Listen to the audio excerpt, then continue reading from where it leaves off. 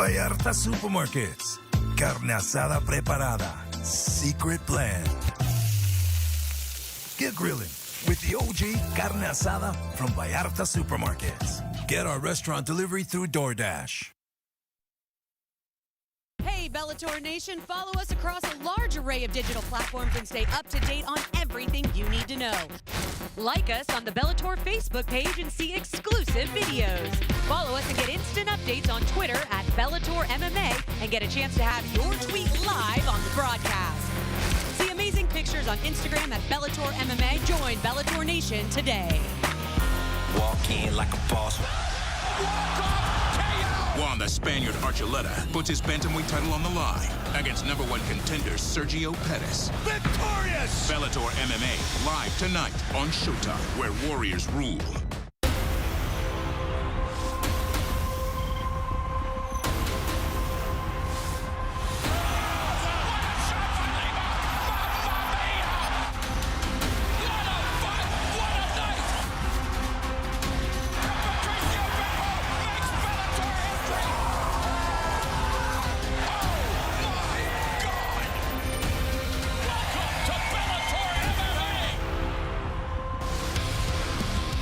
April showers bring May flowers, and Bellator 258 is in full bloom. We would love to deliver a dozen roses to every mom watching tonight, but instead we are delivering what promises to be 11 electrifying mixed martial arts battles, including arguably the deepest preliminary card in Bellator MMA history. The main card later tonight culminates with one Archuleta defending the Bellator bantamweight belt for the first time against #1 contender Sergio Pettis. Anthony Rumble Johnson makes his much anticipated Bellator MMA debut against Jose Augusto in the last quarterfinal bout of the $1 million light heavyweight world Grand Prix. A grudge match with Bellator lightweight title ramifications pits Patricky Pitbull against Peter Queally. And we kick off Bellator 258 main card on Showtime with MVP TV. Michael Venom Page in his 4-fight winning streak face off with Derek Anderson in his 3-fight winning streak at a contract weight of 175 pounds. But as advertised, we are kicking off the preliminary portion of the card. We have Eric Perez against Blaine Shutt set to do battle in the bantamweight division. Our tail of the tape for this first matchup of the evening. Take a look at the records. Eric Perez with a 19-8 compared to Blaine Shutt 8-4. Both guys have a lot of experience. It should be a good matchup. Here is the voice of Bellator MMA, Michael C. Williams. Ladies and gentlemen, welcome to the Bellator 258 Prelims, live from Mohegan Sun Arena. For those joining us tonight on YouTube, live on Bellator MMA and Showtime Sports, we welcome you as we kick it off right now with 3 5-minute rounds in the bantamweight division. Introducing the blue corner, at 5'7", weighing in 135 pounds even. His professional record, 8 wins, 4 losses from Hummelstown, Pennsylvania, Blaine, the Shutdown Shutt. Let's go, show, let's go, baby. And across the cage, his adversary, fighting out of the red corner, at 5'8", weighing in 135.5 pounds. As a professional, 19 victories, 8 defeats. By way of Monterrey, Mexico, he fights out of San Diego, California, Eric Goyito Perez. In charge, your referee, Kerry Hatley. Kerry Hatley has been assigned the task of officiating our opening contest here at Bellator 258 from the Fight Sphere at Mohegan Sun Arena. Perez looking for his first win under the Bellator banner after going 0-2 to begin proceedings, and he welcomes Bellator MMA newcomer Blaine Shutt, turned 29 last month. It is Shutt in the blue gloves, Perez in the red gloves, and immediately Perez feinting, looking to take control of the center of the cage, wanting to back up Shutt. Every time we watch Eric Perez, he's very, very aggressive fighter. Loves to come forward, puts a lot of pressure on his opponent. 13 of his 19 victories have come inside the distance. Perez has 11 wins in the opening round, so he likes to get it done quick. That would just be making him smart. got a problem with Blaine Shutt. Had that kick. He landed the kick. His left leg is hurt from that. We'll see if he can just work his way through it. And Shutt, who started wrestling at the age of 3, was looking for the single leg takedown. Well defended by Perez, who was feeding Shutt an elbow. And with the wide base, but Shutt is tenacious, if anything, John. Shutt's sticking with it, but he's taking a lot of shots. Like you're talking about, he's getting a buffet of elbows, now punches. Still has not gotten this takedown to actually be in effect. Right now, there's still a transition working. You're seeing that Perez right now looking for the switch. Perez trying to reverse. A minute and a half gone here in the first frame of this bantamweight bout. Eric Goyito Perez. Shutt's in a very good position to make this takedown work right now. Good. And into side control. Now into north-south position, looking for the submission. Goyito's in a position. A lot of people are going to worry about a guillotine here. There is no guillotine right at this moment. His head is under the arm, but he is not in any type of danger. He's holding on to nothing, Goyito. Perez corner, yelling out that he's holding on to nothing, expending energy, tiring out his own arm. They're exactly right. Now letting go, and it's Perez looking to take advantage of Shutt being pinned along the fence. Well, it was Shutt that was working for this takedown the entire time. Actually got it to where he was able to get Goyito to have his back on the canvas, but he reversed the position very quickly. Now is in the top position, looking to ground and pound. Nice job of keeping that leg up off of the ground. That's keeping Shutt on his back. Past the midway point of the opening round, Perez looking to ground and pound before falling back into the butterfly guard of Shutt. Shutt needs it. He's trying to bring those feet inside on the hips so he can push Goyito off, but it's hard to push someone off when you're actually still holding on to his arm, which he's got his left arm trapped right now. Slashing elbow strikes from top position by Perez. Under 2 minutes left in the first frame. This is the type of ground and pound you like to see more. A lot of heavy shots. He's posturing. He's bringing power down on him. These are the type of shots that end a fight with ground and pound. Left elbow, left elbow. Shutt trying to scramble off the fence as we near 90 seconds remaining in the opening round. Scramble is on. Shutt looking for the lower limbs, looking for the ankle, and now reverse mount here by Perez. This is a straight position. You're going to see Perez working the body here. And now it's Perez attacking the neck of Shutt. And every time that you're seeing this transition, you're seeing that Perez is keeping his head in the high position. That's helping him maintain that top position. Perez trying to eviscerate Shutt with those elbow strikes. Shutt active from the bottom, trying to secure an arm. Now looking for the triangle, under a minute left, John. Yeah, right now he's trying to work the triangle. Maybe omoplata. Exactly, going to the omoplata. Nice step over by Perez. Very intelligent move. There is nothing there as far as pressure on his shoulder now. Perez with a lot more experience than Shutt. Perez fighting for the 28th time as a professional, while this is Shutt's 13th bout as a pro. Under 25 seconds left in the first round, and Perez continues to try to do damage from top position on Shutt against the fence. Well, he's doing damage on top. He's landed a lot of heavy blows. Good strikes. Shutt's working his way through them, but all of these add up. Yeah, Shutt was fishing for the takedown, got it, but he ended up paying the ultimate price here in the first 5 minutes of this bantamweight bout. Stop.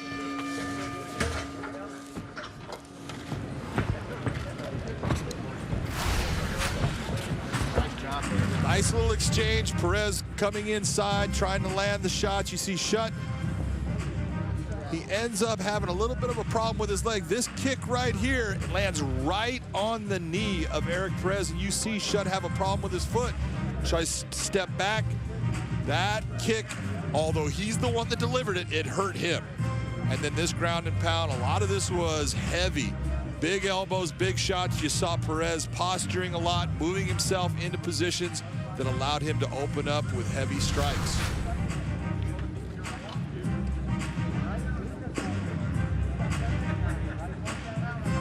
Down around right now. Let's go get it back. Come on, son. Come on, let's go. Vamos arriba, presionando igual. Let's go get it back now. Let's go. con el Come on. jab.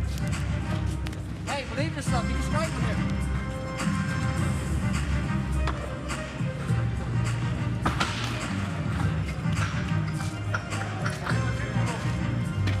Gentlemen, round two. Round two. Ready? Let's go to work. The bell in round two. Eric Perez, a fan supporter of Mexican professional wrestling, Lucha Libre, wears a mask. Oh, as he catches Shutt looking for that Imanari roll, but sloppy on the exchange. But now Shutt fishing for the submission from the bottom. But it's another elbow from Perez. I just wanted to finish my thought. Perez loves wearing those Lucha Libre masks to the cage. Thankfully, unlike Dos Caras against Mirko Krokop in Pride, he doesn't wear the mask in the fight, John. Yeah, thank goodness. I don't think the commission here would allow him to. Turn him up. Shutt really working hard for the takedown, looking for a lot of different techniques to get this fight to the ground, but he needs to get it with him in the top position. Watch the cup, watch the cup. Shutt out of the southpaw stance. Perez kind of at times squaring up in front of Shutt, gets caught. Oh, a good counter right hand by Perez that tagged Shutt's jaw. Very nice, sharp, straight right hand down the middle by Perez. Shutt attacking the lower body, going to the calf kick, now drops down. And Perez, again, pinning Shutt along the cage. Yeah, and what Shutt is showing you, Mauro, is he is having a very hard time with the stand-up game of Perez. That's why he basically just gave that takedown to Perez, trying to drop levels, but there was nothing coming forward on that level exchange, so he was just taking the position to be on his back. Yeah, and a diet of left hands and elbows are not recommended by any doctor as a part of a well-balanced diet. No nutritionist is going to say that's healthy for you. And Shutt continued now trying to block these elbows from Perez, but a steady stream of strikes from Eric Perez, looking for his first win in his third Bellator bout. Has 19 career victories. See, what you're seeing with Shutt as he's reaching up and striking with a hammer fist on Perez, that's really, it's a very light shot. It's annoying, but it's not gonna hurt Perez. Perez has gravity on his side. He's got all of his weight, so everything that he's bringing down, those are your telling shots. And Perez proving to be the more prolific and proficient striker in this bout, of just past the midway point of the round and the fight. And again, Perez just pounding on Shutt with these strikes. Right elbow, left elbow. Perez needs to get back to getting his head up so he can posture and bring power down on those elbows. Posture, hips to the fence. You hear his coaches right now saying posture, hips towards the fence. That means press his hips into his opponent and then drop heavy elbows, just like you're seeing.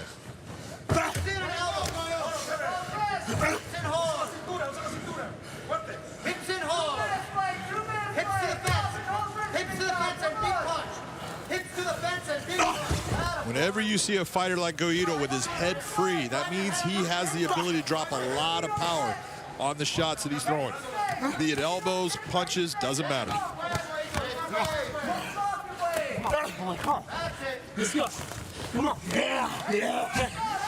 They're taking care of the commentary for us. I love it.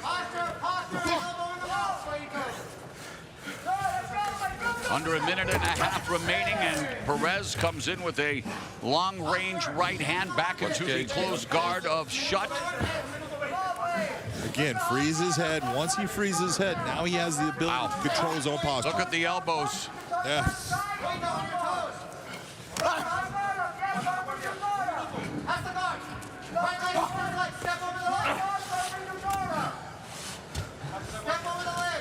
Under a minute left here in the second round. It continues to be a dominant performance by Eric Goyito Perez, the 31-year-old. Oh, but now Shutt on cue says, wait a minute, Mr. Play-by-Play announcer.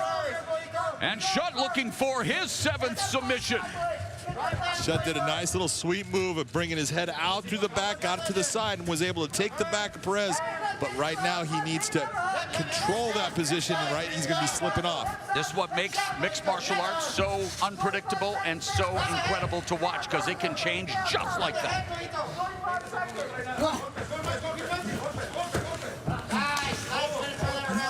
And this is what happens when you accept all of those strikes, all of those elbows. You get that position, but you just can't do anything with it because you've accepted so much damage. And Perez looking to punctuate his performance in the second with another right hand after 10 minutes. Eric Goyito Perez seemingly having his way with the debuting Blaine Shutt, especially when it comes to the striking department. For example, the elbow strikes. That was a dominant round for Goyito Perez. Here's the first kick exchange. Goyito landing that to the body. You saw Shutt go to the outside with the leg, and then inside leg kick that brings Shutt down. All that ground and pound started from that point. You see Shutt here taking big elbows. Now, yeah, he's blocking a lot of them with his glove and forearm, but his head is still getting rattled by that shot, so they all have an effect. If you feel you want to pass hard. Let's go for submission on him. Let's go for submission on him. Eric Del Fierro, Eric Perez's trainer in his corner. Perez has been training at Alliance MMA in San Diego for almost 5 years. Moved to the U.S. at 19. First hooked up with Jackson Wink in Albuquerque, but now has been on the West Coast. Here we go, round three. Again, looking for his first Bellator MMA victory, while Blaine Shutt would love to win his Bellator MMA debut, but he is definitely behind the proverbial 8-ball. I would say that he is definitely down 2 rounds here. Head kick. He almost went down, period. He needs to be looking towards a finish. Your movement sets things up. Your movement. That was a nice front kick. Let's go. Shutt throwing himself off balance at times when he throws his kicks. Got that right. That's a big difference. Nice shot to the body. Right now, Shutt is, he's giving that impression that, oh, I'm having fun out here. I'm not worried about anything. But he's accepting damage in every exchange. Spinning back fist missing for Perez, and that gives Shutt an opportunity now. Again, does not have the right position to make that guillotine work. It's on the wrong side. Now he's in a position where if he's not careful, Goyito could go towards a Von Flue choke. Shutt looking for the guillotine, but his 6 submissions are comprised of 2 key locks, 2 rear naked chokes, and 2 triangle chokes. And Perez now looking to batter away at the rib cage before Shutt releases his grip and now has Perez in the half guard.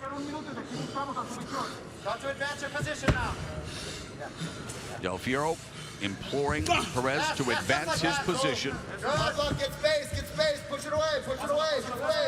Great space. Sprawl on that leg, Sprawl on that leg.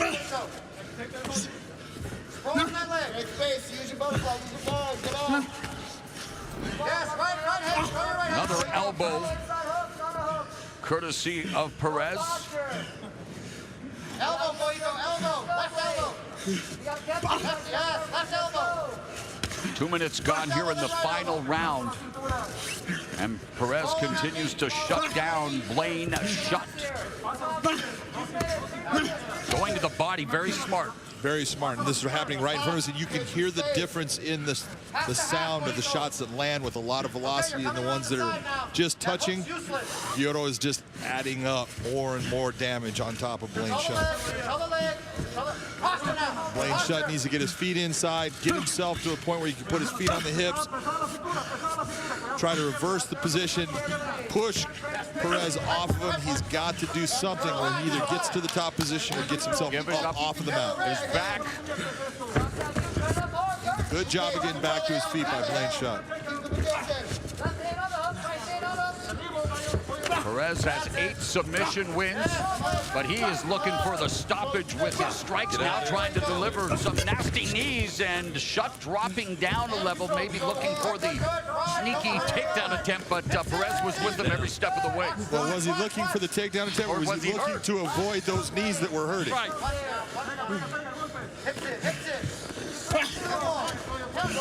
And really, Perez, John, just mixing it up from the hands, the elbows, the knees, the feet. He's doing everything. He's a complete mixed martial artist, and that's why he's having his way in this fight.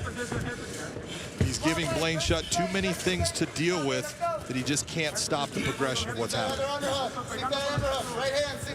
Just right now, take a look at the head pressure.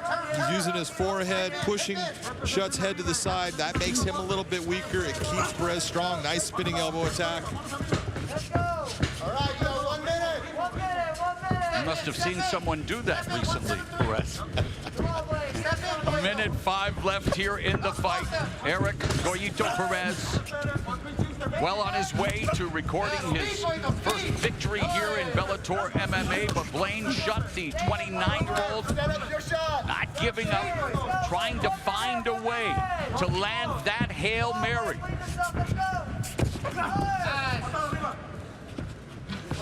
But Perez is keeping him at bay. Boy, that was a nice right kick high by Perez. Shutt is tough. He just keeps hanging in there. But again, he's absorbing a lot of damage. He's the one taking the heavy strikes while delivering just little things that annoy Perez but are not affecting him. Shutt looking for the takedown, the sprawl by Perez. And an elbow, first to the head, then to the body.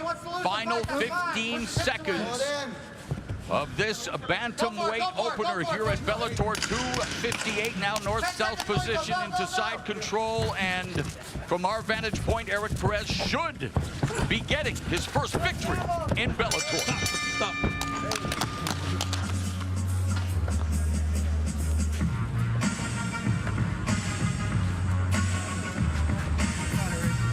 Clean sweep on your scorecard, John. No doubt about it. Eric Perez dominated every round, almost every minute of every round. There wasn't much coming that was offensively effective by Blaine Shutt, even though he's working hard, trying hard.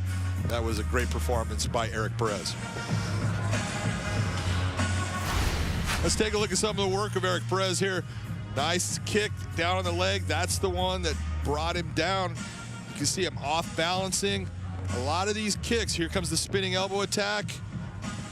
Just missed right off of that. Shutt being able to try to get him down. That's how he ended up in a position off the ground. Here was your ground and pound, and this was the difference maker in the fight. All of this work on the ground, those elbows, those punches added up and just started to slow Shutt down. Look at the knee strikes here. This is when you saw Shutt decide, I can't sit here and just take these. I need to do something different. So he wasn't dropping down for a takedown. He was dropping down to make himself so he couldn't be hit by the knees.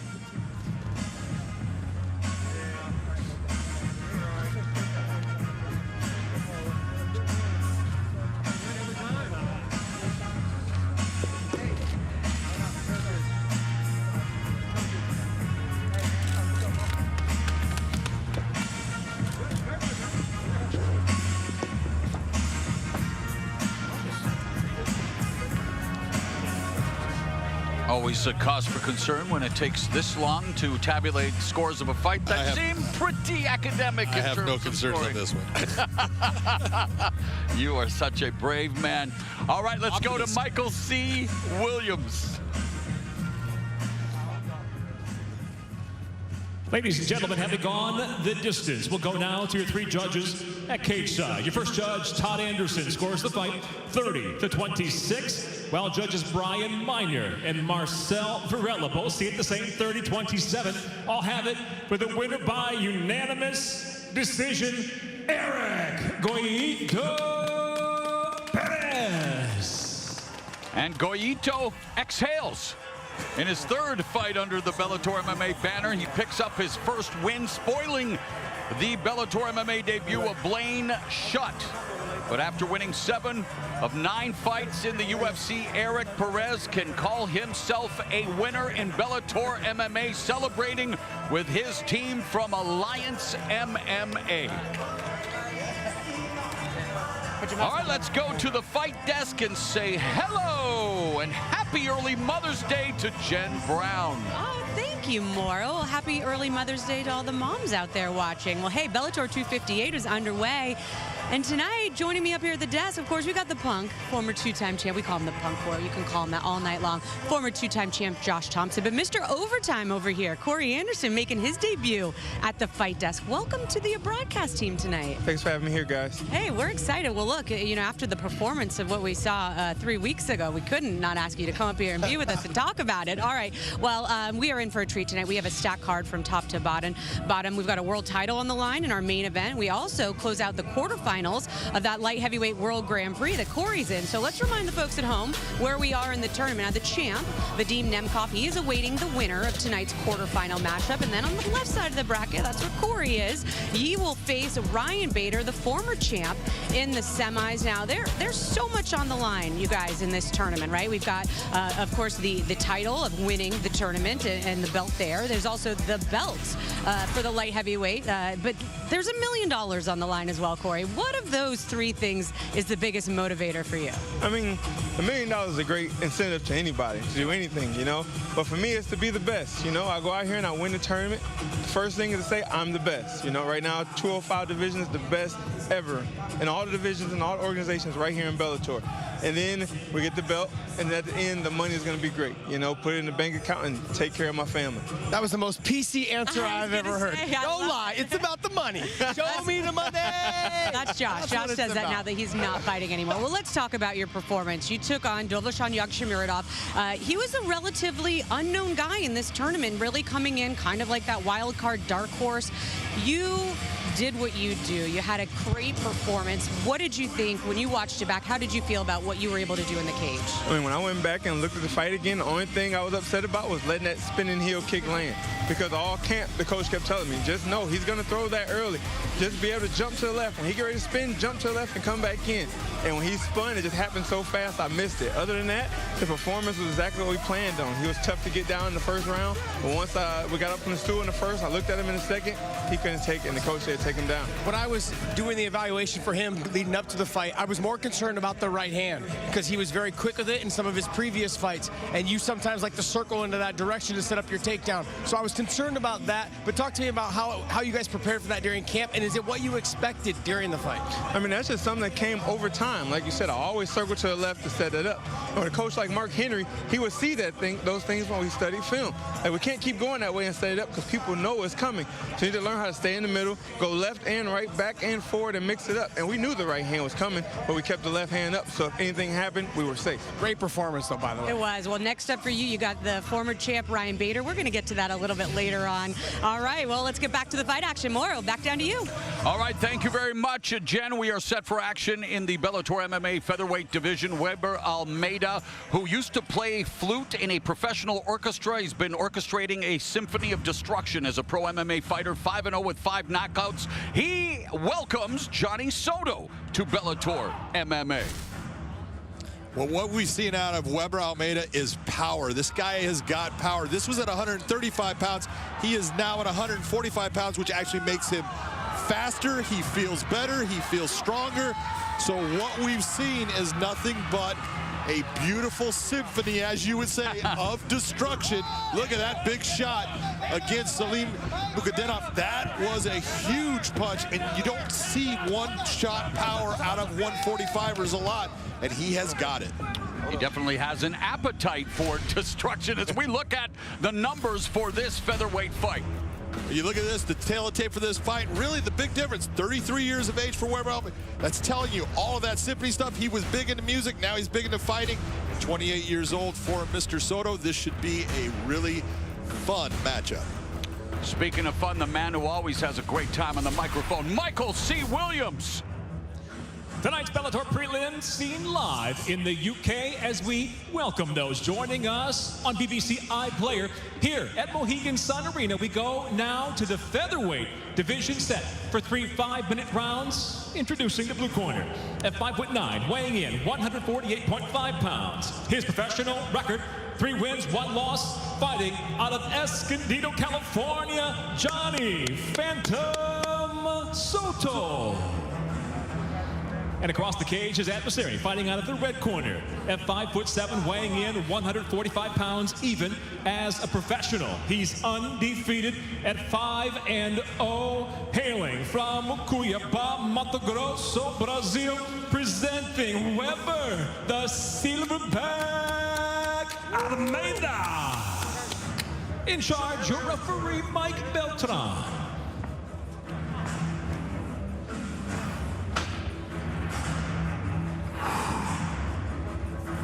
Referee Mike Beltran taking a break from leading a motorcycle gang and refereeing here in Bellator MMA. Ready to fight. Let's go.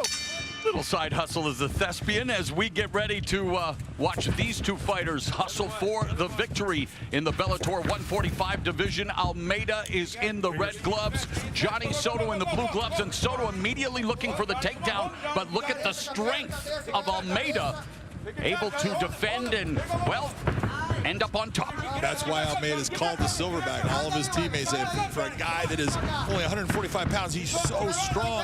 Johnny Soto, a very good grappler. That's why you see him coming in, and he's trying to take Weber out of his strength. Very good grappler, not great at making weight.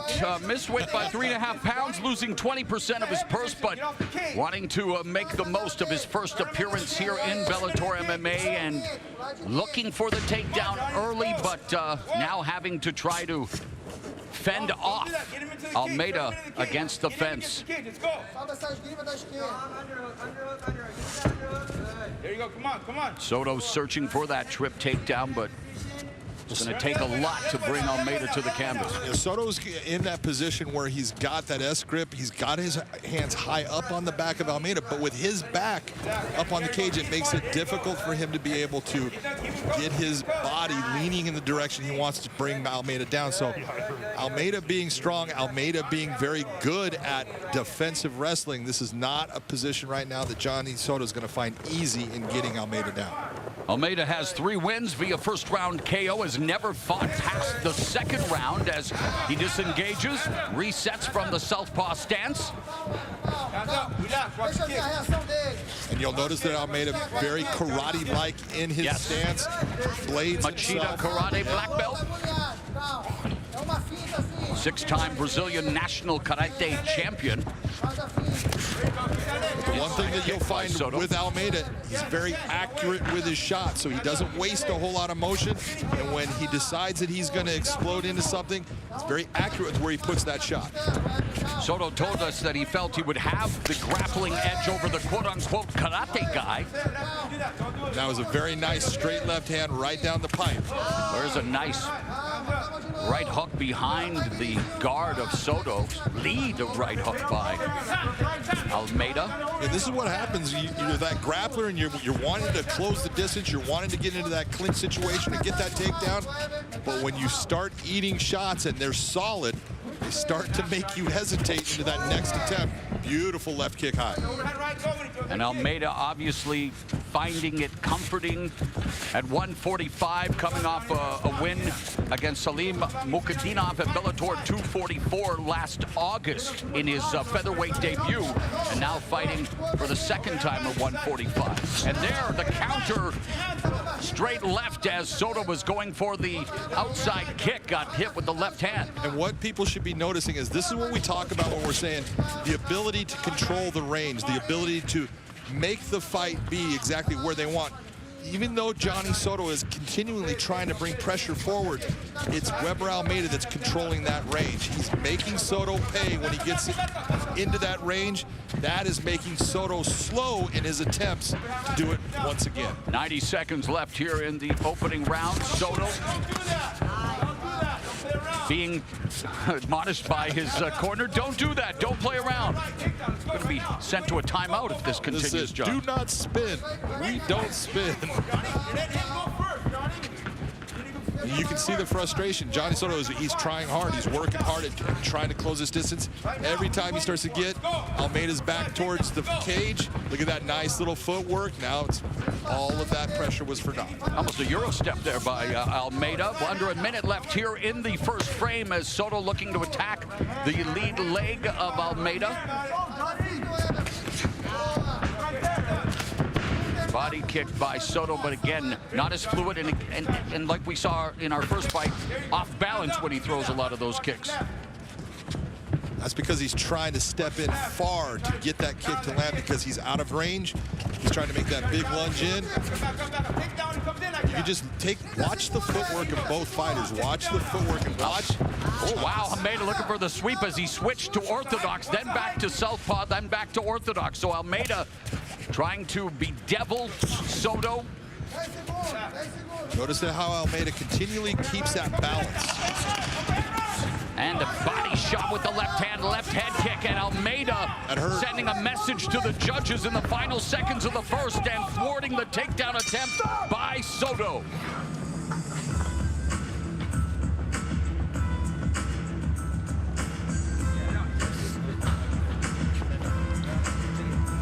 You gotta let that right hand go. You hear me? Yeah. Let the right, hold on, Johnny, hold on. Let the right hand go. You gotta take him down. You let him be first. You gotta be first, okay? Come on, you got it. You're not tired. You're good. He's tired, right? Nice right hook by Weber Almeida. Connect cleanly. It was the straight left that came down the middle multiple times. It really gave Johnny Soto time. That shot right there, big. Right on the button again. It's the accuracy of the shot. Beautiful job of bringing up the knee. Didn't get it exactly the way we wanted, but then comes back and attacks the body. Weber Almeida showing a variety of striking combinations. Definitely won that round. Go, guys. Seconds out. Well, peace in.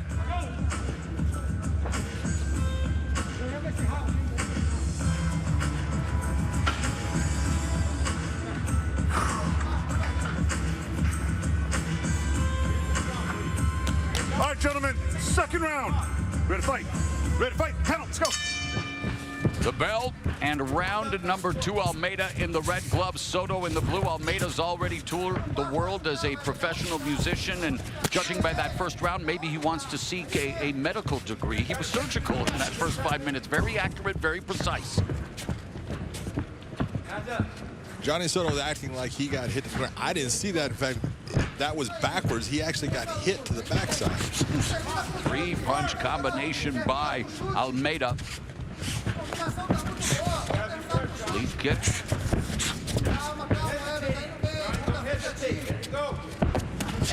Soto's kick gets caught again, and then he gets kicked in the lower back by Almeida, back in the southpaw stance, and Almeida now utilizing footwork, chewing up the real estate. It is really the footwork that is the difference in this fight right now. You're seeing how Soto, even right here, he's taking those big steps and he's just not in balance, while Weber Almeida at all times is in balance, which allows him to strike and to be effective with those strikes. Featherweight division currently ruled by Bellator's lone champ, that being Patricio Pitbull, who will face A.J. McKee in the final of the $1 million Featherweight World Grand Prix. Soto again looking for the takedown, stuffed by Almeida, but Soto not giving up and now has Almeida's back. Soto had a good job of getting an S-grip on that, was able to maintain his hands on it. That's why he was able to get the back. And Soto coming off a rear naked choke victory in his last fight last February against Jesus Mondragon. Has trying to get, has the one hook in, but Almeida doesn't appear to be in a lot of difficulty now breaking the grip, John. Well, he's in difficulty as far as he's going to have. He's got back mount on him right now, and he's looking for that choke, and it only takes one mistake in the defense. Right now, heavy strikes by Johnny Soto. Soto getting back into the fight after taking the back of Weber Almeida, now looking for that choke submission. Every time you see Weber Almeida's hands go to the mat, that is not a good sign. Almeida yet to taste defeat in this his 6th professional fight. He's 5-0 with all 5 wins, coming via form of knockout, but trying to withstand adversity here, courtesy of Johnny Soto, who wants to make a big splash in his Bellator MMA debut. Nice job by Johnny Soto to get himself square on the back. He was losing the position, got his hips aligned. Now he's back right in the position. Can deliver big power. He's lost the ability to get that choke to work, but elbows and strikes right now are important. Weber should be looking towards that cage to use that cage to cage walk to get the hips of Soto up high and move him over on top. Nasty elbow from Johnny Soto. He's in full mount with plenty of time left here in the second round. Weber Almeida is making a big mistake. That cage is right there for him, and he's not utilizing it.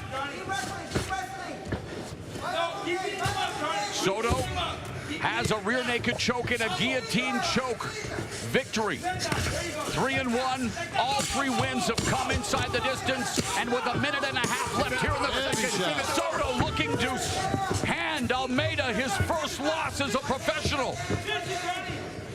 That was a big shot by Johnny Soto that made Almeida turn. Almeida in trouble. Soto looking for that rear naked choke. Blood coming from the nostrils of Almeida. He can still get this even with one arm. Now he cannot. He lost the position of it, but the strikes that he's landing and all of this work is really having an effect on Weber Almeida. Under a minute remaining in the second round. Johnny needs to get himself back square again. And again, Johnny Soto fishing for that rear naked choke. Almeida desperately trying to keep him from securing the necessary grip. 30 seconds left here in round number 2. High drum at the fight spirit. What a reversal by Almeida. The ebb and flow of professional mixed martial arts, Mr. McCarthy. Exactly what you were talking about before. And now Soto back on top. The scramble, the drama, the action here at Bellator 258. Type-bomb knee strike by Soto after a fantastic first round by Weber Almeida. Johnny Soto storms back in round 2. What's in store for round number 3?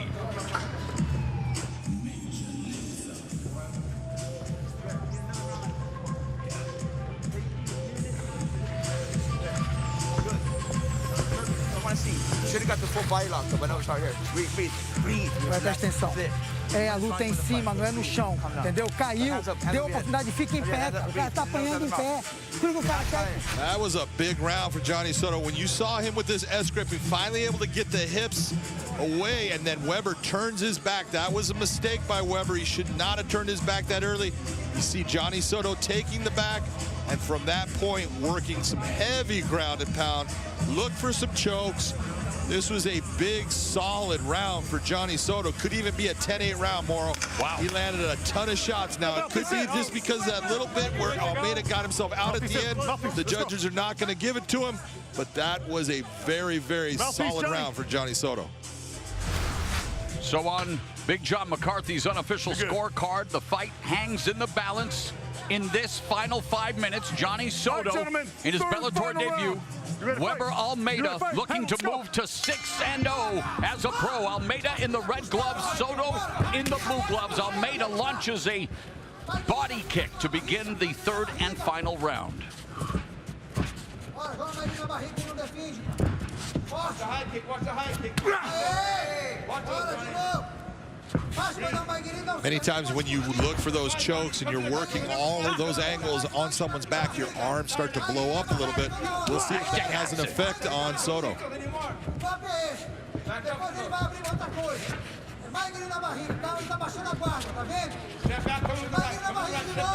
Interesting body language from Weber Almeida. His movements, John, the way he utilizes his body and then lands that lead left through the guard. Well, that front kick to the solar plexus, that's working for him right now, and it's having an effect. Well, to just keep going back to the well on that. Machida Academy knows a thing or two about front kicks. Just a couple. A minute gone here in the final round. Calf kick by Almeida.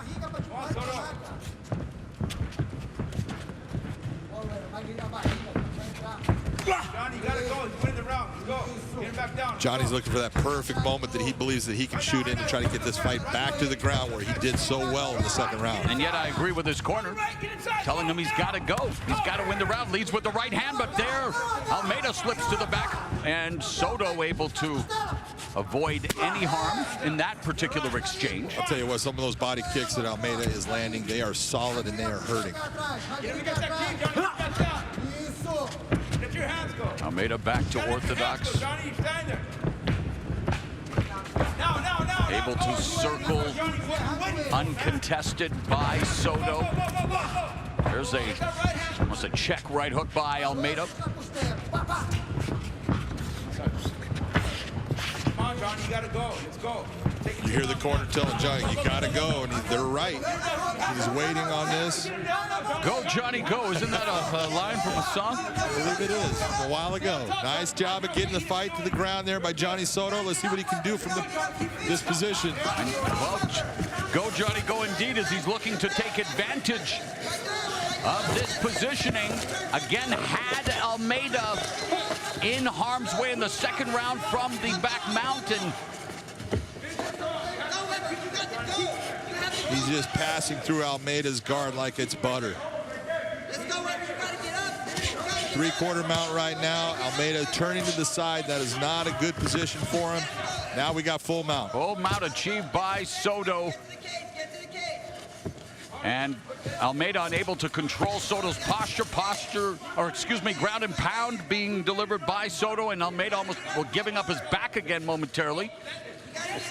And Almeida just seems to be unable to do much of anything from this position, John. Well, you know, we talked about this being a tale of two different styles, the grappler and the striker. And you know what we saw in the first round was the striker keeping the grappler from being able to get him down. Second, third round, look at what happens. And the grappler is Johnny Soto, landing a lot of good strikes, ground and pound, looking for submissions. Yeah, Soto said he would have the grappling edge. And he is definitely proving that here with a minute and a half left in the fight, looking again for the second rear naked choke victory of his career, second consecutive RNC. He can slide that. If he takes that left arm and he slides it all the way behind the shoulder, he can actually use that just as a one-arm choke if he can put enough pressure with his hips and his chest. That's tight. He should just think of going palm to palm. Final minute of the fight. Strong start by Weber Almeida in the first round. Soto able to take it to the ground in round two, able to do so again here in round three. And Soto now with some right hands again, maneuvering, looking to finish the fight via submission. Weber right there. Instead of looking for that underhook that he could have used to get himself up, turned all the way through. That was a mistake. He needed to use that underhook on that far side. That would have helped him get to him back to a standing position. Under half a minute remaining. Some knee strikes from Soto.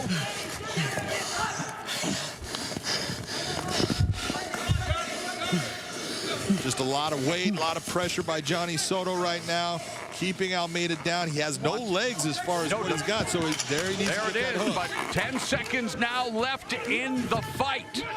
Johnny Soto in his Bellator MMA debut. Has he done enough to hand Almeida his first professional loss? ¿Cómo estás, Trevor? ¿Todo bien?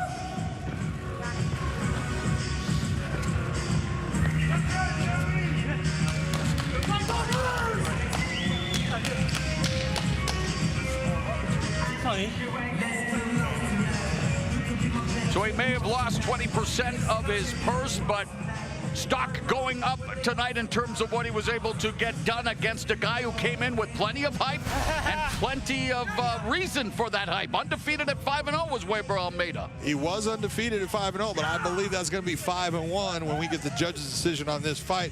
It was Johnny Soto getting the takedown again in the third round. Big difference maker. He finally closed the distance enough where he was able to get that takedown. Again, looked for some chokes, got close on a couple. You saw Weber always taking away that locking hand, making it to where it was a one-arm choke.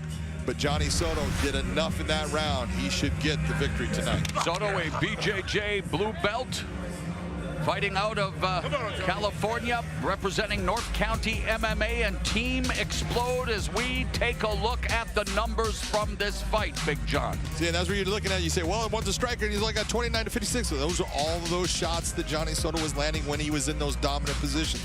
When he had the back, when he had mount, all of that. That was the difference maker. When he was able to get the fight into his realm on the ground, he was the dominant fighter. Well, Soto told us his greatest strengths are his tenacity and toughness, both on display in his Bellator MMA debut. champ. I'm taking that fucking title. That $45 is fucking mine.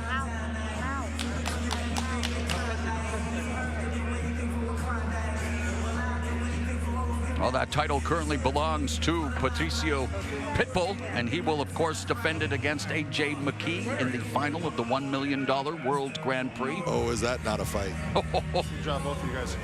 All right, let's find out the official decision. Here is Michael C. Williams.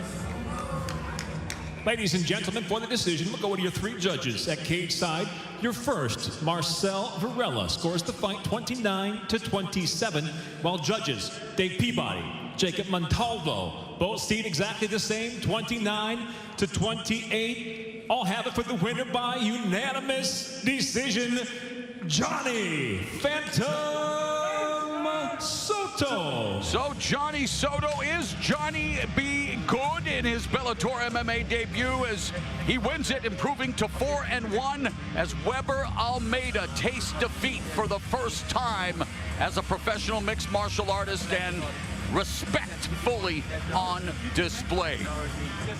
Well, we will wrap up the light heavyweight World Grand Prix opening round later tonight on the main card of Bellator 258. But right now, let's take a look at what has already gone down in the light heavyweight World Grand Prix.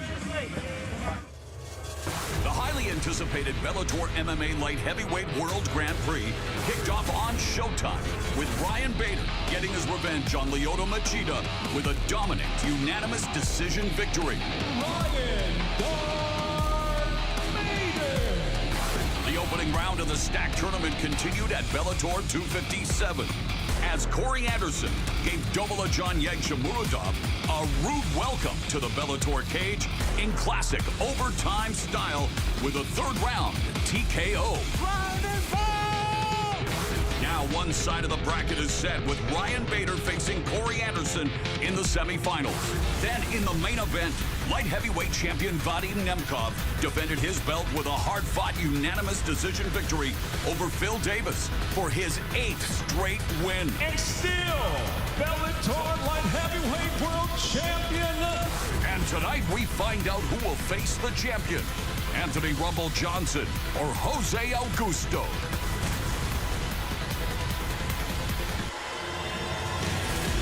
So the left side of the bracket is set for the semis. We've got Ryan Bader taking on Corey Anderson, and tonight we will find out who the champ, Vadim Nemkov, will face. Will it be Anthony Rumble Johnson, as Mauro just said, who's making his Bellator debut tonight, or will it be Bellator newcomer Jose Augusto? He's coming in on short notice, filling in for Jose Aldo, who was not able to clear pre-fight medicals this week. Now, there's a lot on the line for both of these guys, both looking to advance, of course. We know that Rumble wants to come out and make a statement here in his debut tonight, Josh, but as he told us in fighter meetings this week, he's got a tough test in Augusto. Yeah, it's always tough to fight someone, Corey. You can speak on this in a last-minute replacement. You're preparing one way for one person, and then somebody else comes in the last week because of medicals and suspension like this, or not suspension, but a medical suspension. Yeah, it could be tough on both guys, you know. I was the one that got to come in and fill in on a week notice before. And same thing, you don't know what to expect. You didn't have time to prepare. As for Rumble, he's coming off a 4-year layoff, get a new guy, you know, it could play in his favor or go against him. The one thing about Anthony Johnson, though, is that his style doesn't really change based off of whoever he fights, and you know that. He's got power in his hands, as I like to call them dogs. He's got dogs in his hands. He's got a lot of power. He also has a very fast switch kick to the head. He sets everything up very well. He also controls it. He can stuff people's takedowns. And I think his style doesn't have to change. And since he knows he has that in the bag, it's that little thing in the back, in his back hip that he has, he doesn't have to worry about it. It makes it easier for him to prepare for fights. Yes, like you said, people underestimate Rumble's wrestling. They don't realize he was a national champ. Everybody know he knocks him out, but he won nationals in wrestling. I don't care what division you did it. That's a great task. And it's like his mom always telling him, knock him out, like LL Cool J said.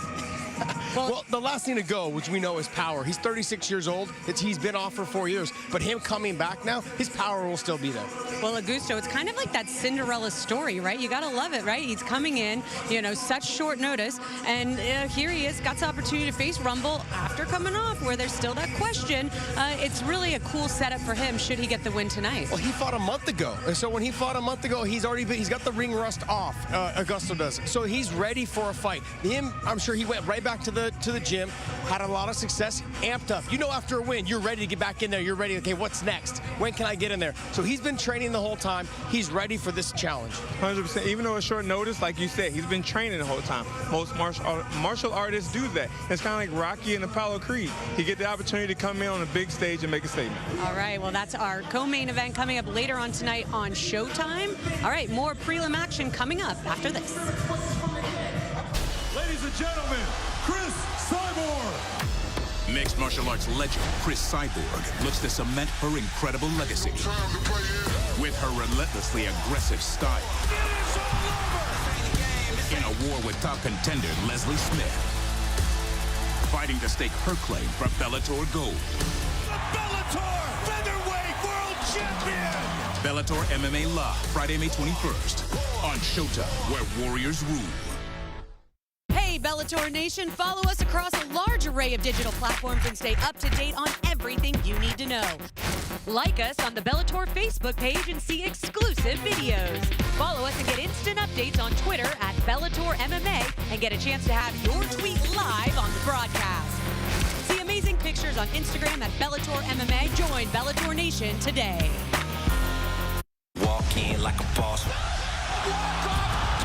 While the Spaniard Archuleta puts his bantamweight title on the line against #1 contender Sergio Pettis. Victorious! Bellator MMA live tonight on Showtime, where warriors rule.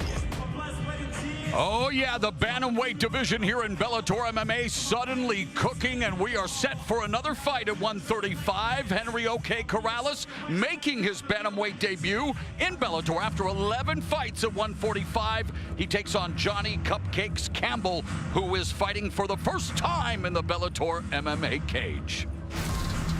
We know that Henry Corrales has got big power in his hands. Here he is against Brandon Gertz. This was his last fight in the Bellator cage. This was at 145, a fight that Gertz came down to 145 to face Henry Corrales, and Corrales just landed the cleaner, crisper shots throughout.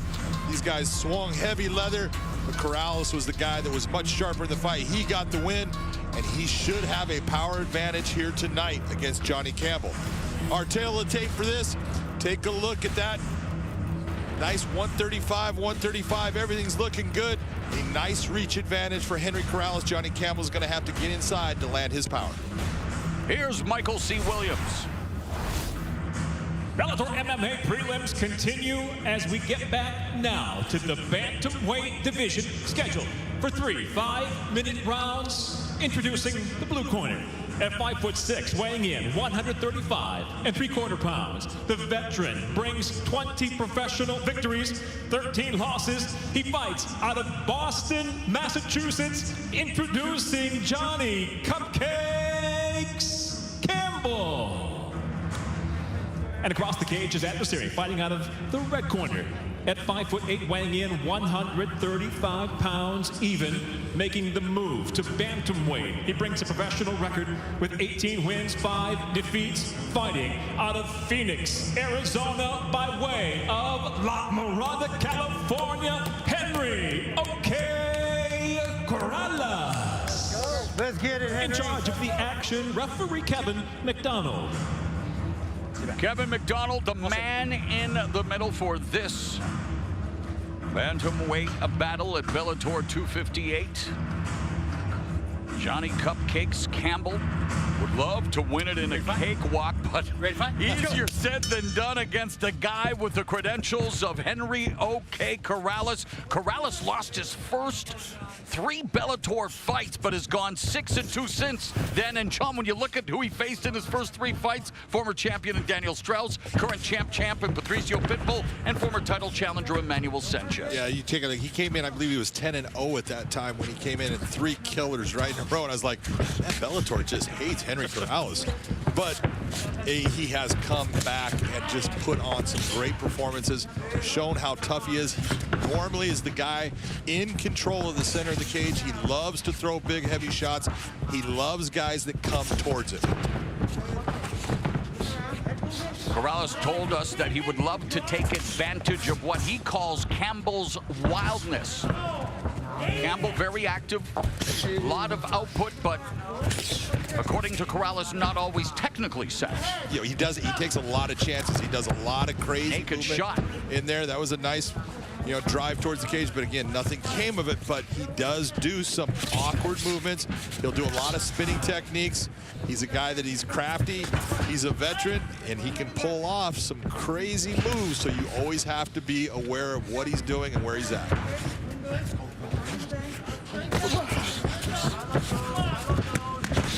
Corrales right uppercut. A lot of energy out of Johnny Cupcakes Campbell. Yeah, Johnny's making a lot of movement. He's saying stuff, but he's getting tagged, so he needs to be careful about. Oh, wow, that lead left hand after the miss lands, and now Campbell just unloading on Corrales. Corrales, though, staying composed and resetting in the center of the cage. There's a calf kick by Campbell. That was a nice heavy kick by Campbell. Again, take a look when you're seeing him switching stance, taking big, wide steps. That's just awkward movement, and it's something that Henry Corrales is going to have to figure out. Good defense by Campbell. The head movement, avoiding the combination, and lands a shot of his own. Again, a right hand that connects for Campbell.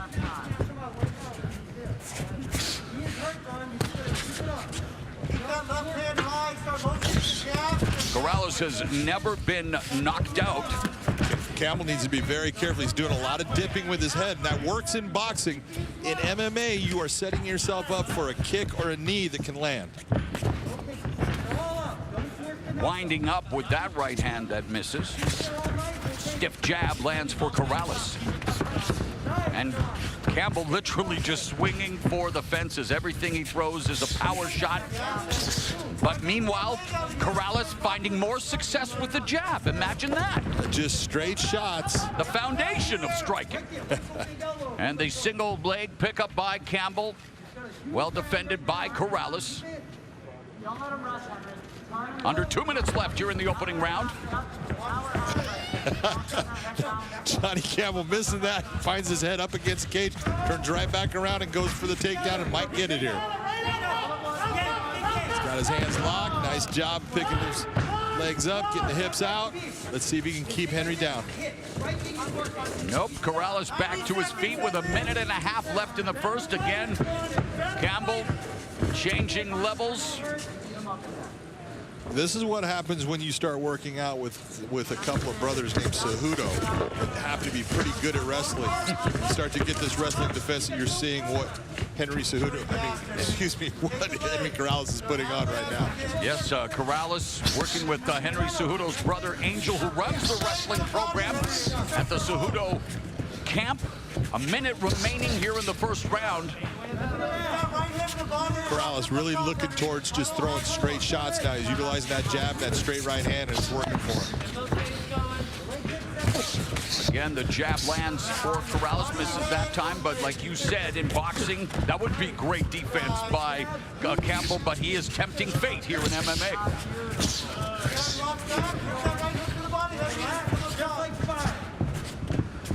Love the tenacity of Johnny with big shots, but when you miss those big shots, you've got to stop that motion. It takes extra energy to do it. Calf kick by Campbell in his 34th professional fight, and Corrales using some of that Cejudo wrestling training to secure his first takedown of the fight with less than 15 seconds left in the first round. Very nice open field takedown by Henry Corrales. Yep.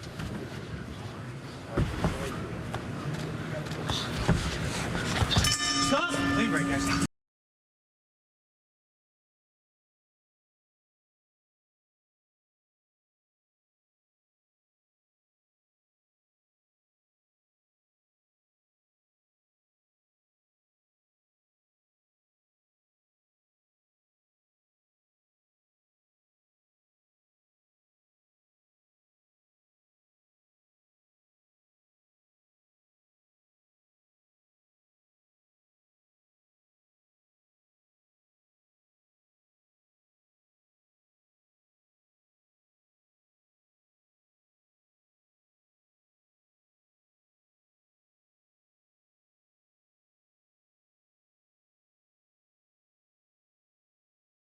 Johnny just winging shots. Seconds out, please. Seconds out. This is that nice takedown. Beautiful double leg takedown. Blast.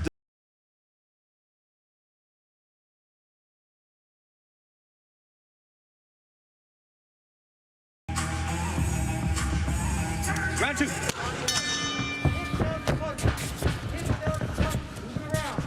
Round 2 of this bantamweight bout between Henrique Corrales in the red gloves and the Bellator debut of Johnny Cupcakes Campbell in the blue gloves. And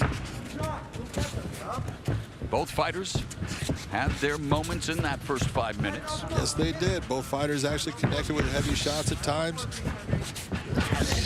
Calf kick knocking Corrales down momentarily. Corrales should be noting that you're seeing Johnny dip his head to the right quite often. He needs to take that, put it into that account, and then just wait. Set him up on a feint, bring up either a kick or a knee. Double jab by Corrales, followed by the right. That right hand connected. Campbell's defense, his hands are low. Even when he throws his strikes, he doesn't return to the face, and his face is getting marked up. Right now, Campbell's defense is a very heavy chin, man. He's solid in the chin department. He's taking some big shots, but he's hanging tough. Both of them have taken big shots here in this 135-pound tilt. Another calf kick executed well by Campbell. Short right hand on the inside by Corrales. Now you know why Johnny can go around with the nickname Cupcakes. Anybody that tough, they can handle having that kind of nickname.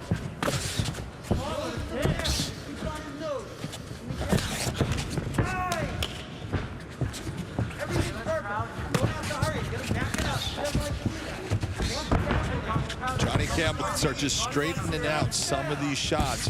He's winging a lot of punches. There's a jab by Campbell that landed on the target. On cue. 2 minutes have elapsed here in the second stanza. Another jab for Campbell. Single shots. We've seen him throw those wild combinations. We know he's got the power shots, and wow, he is eating those strikes from Corrales. And Corrales with the edge here in the total punches landed. Left hook on the exit by Corrales. Calf kick by Campbell to that lead leg, and he continues to attack the lead leg of Corrales. He does. He keeps on going after that. It's going to have an effect on Henry's ability to move. But combination to the body by Corrales. I think you're seeing that Johnny Campbell's starting to get a little bit tired. And Corrales starting to wear him down with these combinations. Again, loading up with the calf kick, but eating all the shots upstairs. Stop. Stop. Again, that's why the mouthpiece came out. He's starting to breathe through his mouth because he's getting a little bit winded. Back up, back up. He just needs to like find that little space where he can grab some air, get that big breath in him, and then come back and fight effectively. Man, Corrales just putting it on Campbell's face, and Campbell just swinging wildly. Johnny Campbell is just Johnny Tough. He is taking some big shots, and he just keeps coming back, winging big shots. Minute and a half left in the second round. And it's Campbell steadfastly attacking the lead leg, and doesn't, well, there's a right uppercut that dropped Corrales. A right uppercut on the inside, and now Campbell going to full mount, wanting to put the finishing touches on this barrage on OK Corrales. That was a big shot that Johnny Campbell landed. Hammer fist now has Corrales back. Getting his hooks in, John, and now it's Campbell looking for potentially his 8th submission win. Again, like I said, when you're seeing a fighter have both of his hands. And there it is. You got it. Johnny Cupcakes Campbell wins his Bellator MMA debut in scintillating fashion as he picks up his 8th submission win, 5th via rear naked choke. I'm #1 in this promotion. That man had nothing for me. Bill. Nothing. Right. Johnny Campbell loud and proud about accomplishments in his first foray inside the Bellator MMA cage, and maybe, well, not maybe, he has reason to gloat, John. Oh, he's got reason to gloat. That was a big win. That nice uppercut right there, that's what started the downfall for Henry Corrales. That uppercut landed cleanly. He hits him with the uppercut. You see him with this nice little dirty boxing. He's got the single collar tie, hits the uppercut. Corrales goes down, and from that point, we talked about you don't put your hands down, but when you are a hurt fighter, you make mistakes. Henry Corrales made the mistake having both hands down on the mat. You see Johnny get that rear naked choke, palm to palm, a lot of power on it. He gets the tap out. Johnny Cupcakes Campbell. That's how you make a debut, improving to 21-13 with one no contest. Has waited a long time to get to the big stage. Nobody can handle this power, not at 35. No one can deal with that power, not at 135. Well, Corrales could not deal with his submission skills tonight. Corrales forced to tap out for the third time in his career as he loses his bantamweight debut here in Bellator. And the gracious loser, Henry Corrales, congratulating Johnny Campbell. We knew a lot about you. We knew a lot about you. Let's go to Michael C. Williams to make it official. Ladies and gentlemen, the tap comes by way of a rear naked choke, officially 4 minutes, 12 seconds into round number 2. The winner by submission, Johnny Cupcakes Campbell. Good luck. Good training. I'll see you soon. Let's go to Big John McCarthy. Looking at Big John, okay? On the end, Big John. Sir. Johnny Campbell, that was an impressive performance. You had no concern about your safety throughout that fight. Talk to me about what this fight meant to you. It means everything. I trained so hard for this. I mean, I conditioned my body to be able to explode for 15 straight minutes, not stop. I knew so much about this man. He's such a veteran, such a tough fighter. I have so much respect. We took him so seriously. He just couldn't hurt me. There's nothing he could do. He landed that left hook that kills people, and I ate it like it was Cheerios. Cheerios. I mean, it's just easy money. I knew all I had to do was just keep slinging, and I would get the job done. He's got a long head, so, you know, that happens. When you got into the position, you got that single collar tie, and you brought that uppercut. Did you know how hurt he was at that moment? My coaches were just screaming, he's hurt, he's hurt, he's out. So, yeah, that's just how I do. If you watch my fights, if I get somebody on the rocks, I do not stop. And that's why people love to watch me fight. Scotty Cokes, let's go. I promise to you, I'm going to bring the best fights that you've ever seen, and we're going to bring Bellator to an even bigger audience. I promise to help you guys do that. Well, I'll tell you what, that was an outstanding performance against a great veteran fighter. You're absolutely right. So, at 135, James Gallagher, where is he? James Gallagher, I will mess that man up. I will send him back to Ireland in a body bag. Bring him on. Love to hear it. Ladies and gentlemen, outstanding win for Mr. Johnny Cupcakes Campbell. All right, Johnny Campbell, well, he can have his cupcake and eat it too after eating up Henry O.K. Corrales here in Campbell's Bellator MMA debut. What a start! And it only took him 34 fights to get here, but well worth the wait. A highlight reel win for Johnny Cupcakes Campbell. Let's go back to the fight desk and Jen Brown. Gotta love his confidence there. All right, well, if you want to catch up on all of Bellator's past fights, you can do that 24/7 on the Bellator Pluto TV channel. It's available now on your favorite devices, so be sure to look for us in the sports category. Well, tonight's main event is a great matchup. The champ, Juan Archuleta, squares off against Sergio Pettis. It's a clash of styles. Juan, you know, he's more known as that volume pressure fighter. Josh, Corey, he's taking on Sergio Pettis, kind of the guy that's the counter pusher, likes to sit back, make you, take your chances and kind of pick you apart. So is it fair to say, Josh, is the fighter who dictates the pace in this fight got the edge? Jen, you're absolutely correct. He's doing that because he told me that that's the way it goes. No, I'm just kidding. But we know that that's the way it's going to go. So how does Juan Archuleta dictate his pace? Honestly, that's something I got to ask Corey, because Corey's somebody, for a bigger guy, has great conditioning, great cardio, and that's very rare when you get to 205 and heavyweight divisions. And you're a big guy. You set the tempo, you set the pace. Juan Archuleta does that. How effective is it for someone like him to do that against someone like when you just fought Young Smirnoff. He likes to stand his ground, maybe move a little bit, and you had to get after him to trap him off. I mean, well, you control the dance when you got the cardio like that. It's like when I was in college, my coach called it a pace change. You go out there and you pick the pace up. The guys can't keep up with that. When you change the levels on them, they don't know what to do. It throws them off their game plan because they're trying to go slow. You control the dictate the pace from there, and it's over. Well, in this fight against Patchy Mitch, I mean, he brought the pace. If he can do that tonight, I mean, it's over, right? What he did, though, what you're seeing right here, this was a lot of work beforehand that we didn't get a chance to see. What Juan did was he struggled in those first 2 rounds, and Patchy Mix had his back and was doing work, but Patchy Mix ran out of gas, and Juan Archuleta pressed the pace. He came after him, dug to the body. He did a lot of body work in that fight that later in the championship rounds was very effective for him. Yeah, that's the great thing about having cardio. You can go hard in the early rounds. And those guys gas out early. In the end, you can coast because you still have the cardio. You can go hard or slow, but you dictated the pace to get here. So let's talk about Pettis. What does he need to do to cut off the cage tonight and minimize those movements of Juan? So what I like to tell people is this, is when you're cutting off the cage, don't chase and follow. Don't think you're going to cut it off by running to that spot that they're going to get there. No, all you do is take your back foot and leave it there. And then you slide your lead foot out in front of them, and then you shuffle both feet in. That's how you cut the cage off. Normally, that's what Pettis will do, and that's also how he sets his traps. So when he slides in and Juan has to go the other way, what he'll do is he'll throw his spinning attacks from there. With him, though, he's so dangerous because what he does, he waits for you to step in and commit to something. And you see right here when he fought Kashakin, he able to step in on the big right hand, landed it, dropped him, jumped right on the neck to the guillotine. It's great to see him being so diverse in his stand-up to his grappling as well.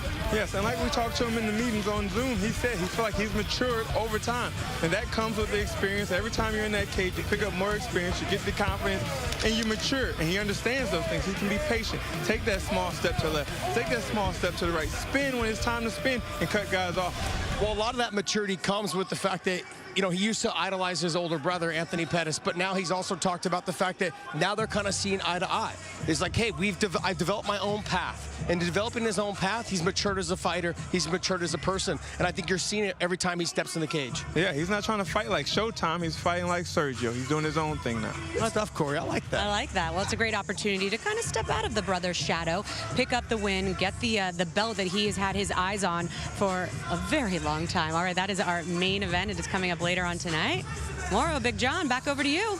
All right, thank you very much, Jen. The Bellator 258 prelims roll on with action in the middleweight division. The number 6 ranked Johnny Eblin puts his undefeated record on the line against Daniel Madrid. We now welcome to the cage Daniel Demigod Madrid. Madrid turned 37 last month. Looking for his second win under the Bellator MMA banner. Played baseball in junior college for a semester. Played catcher. He wants to be the pitcher tonight, John. That's for sure. You don't want to catch when you're in mixed martial arts. He wants to be the one throwing the fastballs like he did in his first fight against Pat Casey. He landed some really good shots against Pat. Pat, a very tough, gritty wrestler, guy that comes to brawl every time, but it was the technique that Daniel Madrid used to get that victory. And now, making his way, Johnny Diamond Hands Eblin.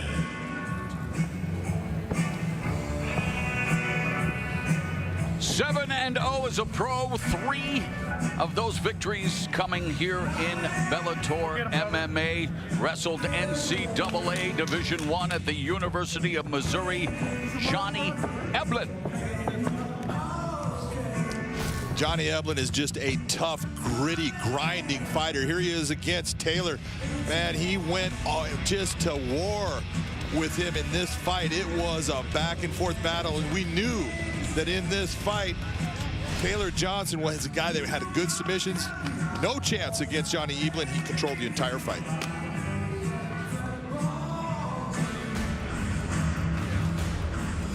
Our tail of the tape for this matchup, Daniel Madrid against Johnny Eblin. Look at the difference, a little bit, 6'3" in height. He uses that well. Is that going to make a difference with the takedown attempts that Johnny Eblin is going to try to get him down with? Here is Michael C. Williams. For those that may have just joined us live in the UK, we thank you for tuning in on BBC iPlayer as inside the Bellator cage will go now to the middleweight division. Scheduled for 3 5-minute rounds, introducing the blue corner at 6'3", weighing in 185.5 pounds. His professional record, 18 wins, 6 losses, fighting out of Phoenix, Arizona, Daniel Demigod Madrid. Yeah. And across the cage, his adversary fighting out of the red corner. At 6'1", weighing in 185 pounds even, he's undefeated as a professional. 7 victories, no defeats, fighting out of Coconut Creek, Florida, by way of Kansas City, Missouri, Johnny Diamond Hands Eblin. Bend your legs. And the referee in charge, Todd Anderson. Todd Anderson will oversee this middleweight matchup between Johnny Eblin and Daniel Madrid. Gegard Mousasi atop the middleweight mountain here in Bellator MMA. Bell and the first round underway. Eblin in the red gloves, Madrid in the blue. And immediately Eblin with the calf kick on the lead leg of Madrid. That was checked by Eblin.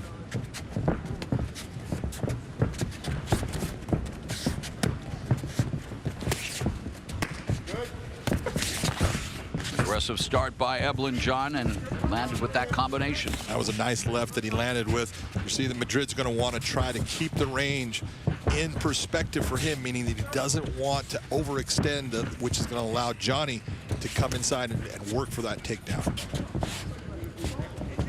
When I tell you that 15 of Madrid's 18 wins have come via submission, that will probably let you know where he would like to see this fight go. For Eblin, 3 of his 7 victories have come thanks to his striking prowess.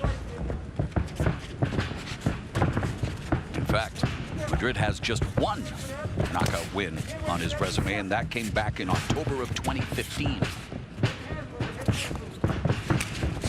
Nice side kick. Yeah, side kick by Eblin.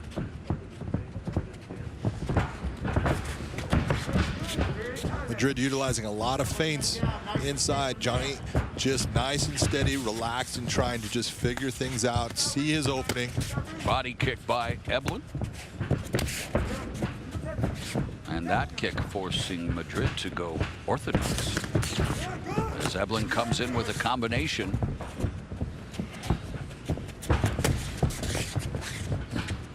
That was a nice, strong kick by Madrid. Eblin ate it, but that is not one you want to take a lot of abuse with.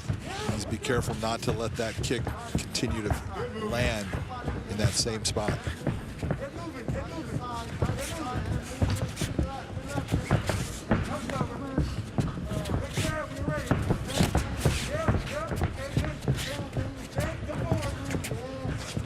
Really a little bit of a different game plan that you're seeing out of Johnny Eblin when you're looking at he hasn't even taken the shot. He's been relaxed in the stand-up.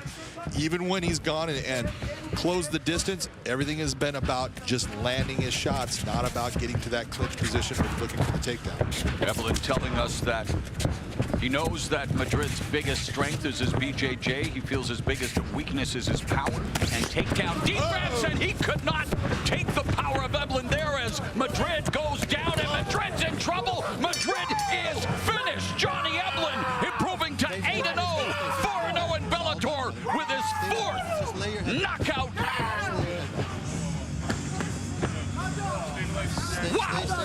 Johnny Eblin electrifying in the Bellator MMA cage. I got hands, baby. I got diamond fucking hands, baby. And you are shining bright like a diamond tonight. Take a look at this nice switch step. Throws the right, but that's left hand that touches that chin. Knockout. That's what puts Daniel Madrid down. A nice clean shot by Eblin. Comes after him, heavy ground and pound. Just tries to swing heavy shots, hammer fist down, and one touches that chin. And you see Daniel Madrid go out from that hammer fist shot. Again, watch the switch step. The right hand comes, it gets blocked, but the left hand comes through and touches that side of the jaw. That's what puts Daniel Madrid in the position where he is trying to defend. The hammer fist seal the deal. And Eblin picks up his first finish under the Bellator MMA banner. He's 4-0 in Bellator. That his first knockout win under the bright lights. Proud of his Korean and American heritage. Get on this Bitcoin. Send me some Bitcoin. Send me a little tip. Cash out them. Cash out them. It ain't cash. Venmo. It's my personal wallet. Let's go, baby. There's no other option than to dive in. He punched me square in the spine. Got a stinger in his eye.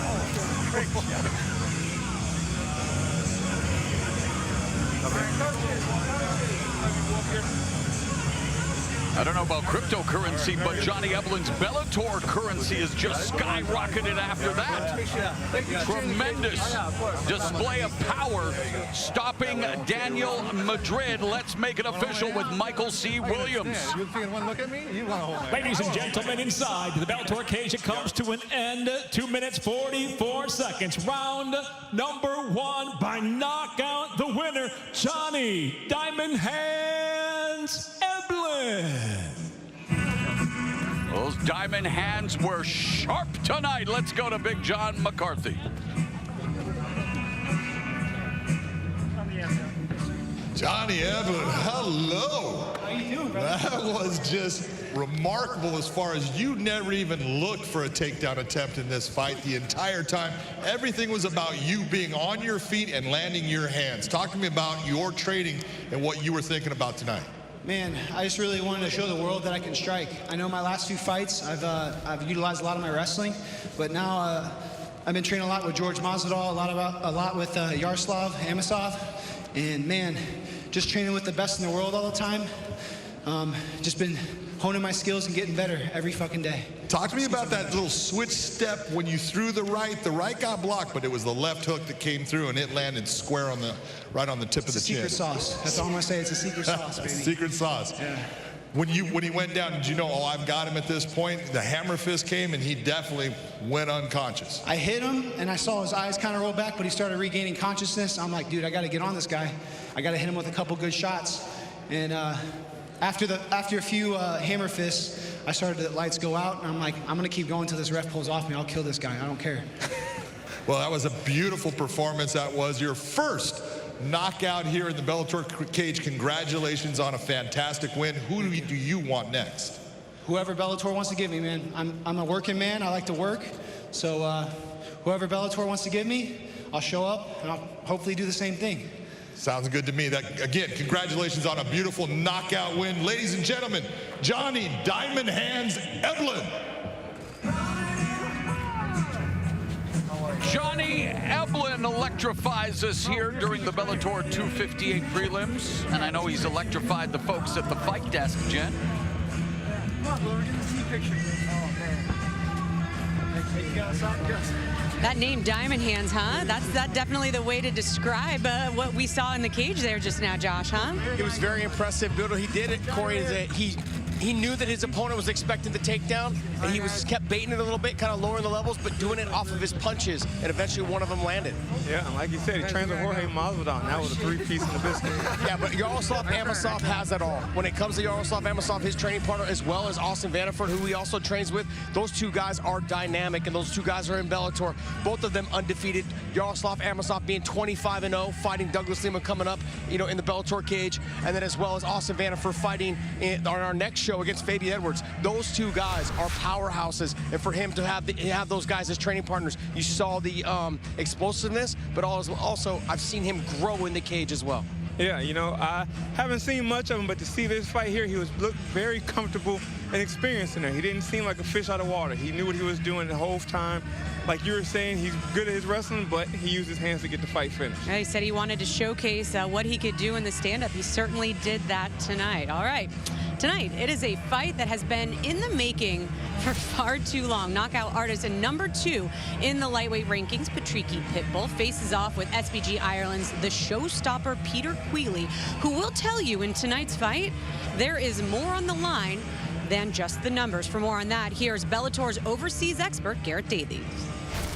Peter Queally made no bones to me the fact that he sees tonight's lightweight fight with Patricky Pitbull as a title eliminator, and the durable Irishman who made one of the most sensational comebacks in Bellator MMA history against Ryan Scope believes he will have the measure of the Brazilian tonight. With stablemate James Gallagher in his corner, alongside, of course, head coach John Kavanagh, the ongoing narrative of a simmering rivalry between Dublin's SBG gym and the Pitbull brothers camp will be pursued deeply by both protagonists. Will the number 2 ranked lightweight Pitbull's early explosiveness win the day, or will Queally withstand the onslaught and propel himself into the lightweight rankings as a genuine contender? We have a fascinating duel ahead. Back to you at the Mohegan Sun Arena.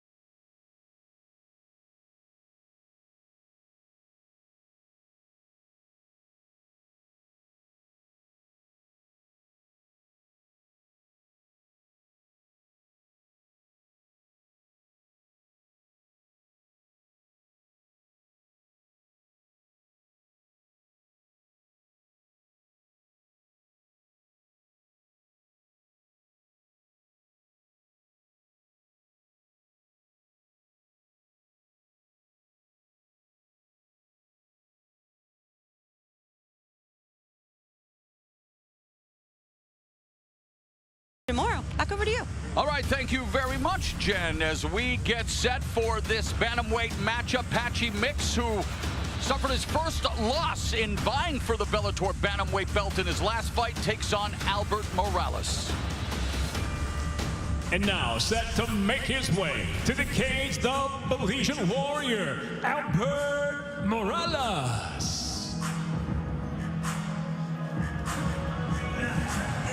Albert Morales will celebrate his 30th birthday coming up on May 25th, but returns to Bellator MMA tonight. His first 2 fights as a professional came under the Bellator MMA banner back in 2015. Both of those victories came inside the distance. He returns having won 3 of his last 4 outings. Albert is a very good fighter. He's good everywhere. He's got good stand-up. He's got a good submission game. The real question is, can he get into a submission battle with a guy like Patchy Mix? He has good taste in ring walk music. The marathon continues. Rest in peace, Nipsey Hussle. And it is all about that. Hard work, dedication, and patience for Albert Morales, because after 6 years, he's back in Bellator MMA, John. Yeah, he started off here 2-0, went to different places, went to the UFC, to a couple of different LXFs and different shows, but he is a tough guy. I've watched him since he was an amateur. He's a good overall fighter, but does he have the ground to stay with Patchy Mix? That's the real question. He's won back-to-back fights, hoping to continue that momentum here tonight at the Fight Sphere.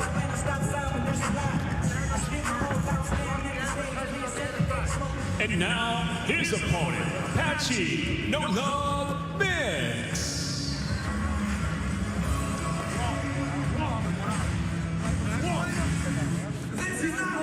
27-year-old Patchy Mix hoping to deliver his 3-year-old daughter, Miara, a happy, well, a belated birthday gift. She turned 3 2 days ago, and of course, he is focused on getting back on the winning track. He is now 13-1. That loss coming against Juan Archuleta in the battle for the vacant Bellator bantamweight title the last time he was in the Bellator cage. Well, you got to figure Patchy Mix was undefeated, not only as a professional, he was undefeated as an amateur. He was 24-0 going into that fight, and he just ran into a guy that had more experience and knew how to drag him into the deeper waters of the fight, which he wasn't prepared for. He still made it through the fight. He put on an outstanding performance.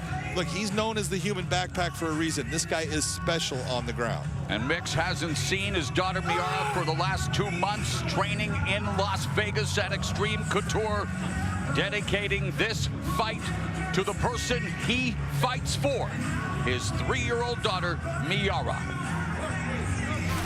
Highlights of Patchy Mix. This was his first fight in Bellator against Ricky Bandejas. Quickly gets the back, rear naked choke. He is an incredible fighter. Look at this Suloev stretch right here, Morrow. That is a nasty technique, and he gets that in his second fight. Look at the body triangle. Suloev stretch, painful. I hate watching it. Then stretched him out like a limo. It goes to the guillotine choke everywhere. He is good. He is just an outstanding submission fighter. And I do believe that his one loss to Juan Archuleta has only made him a better fighter.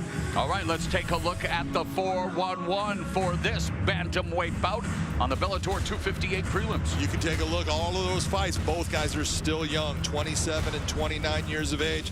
This is going to be an outstanding battle between these two good, experienced fighters. With the introductions, here once again is Michael C. Williams. Tonight, here at the Bellator 258 prelims, we present a bantamweight feature. Scheduled for 3 5-minute rounds, we introduce first the blue corner.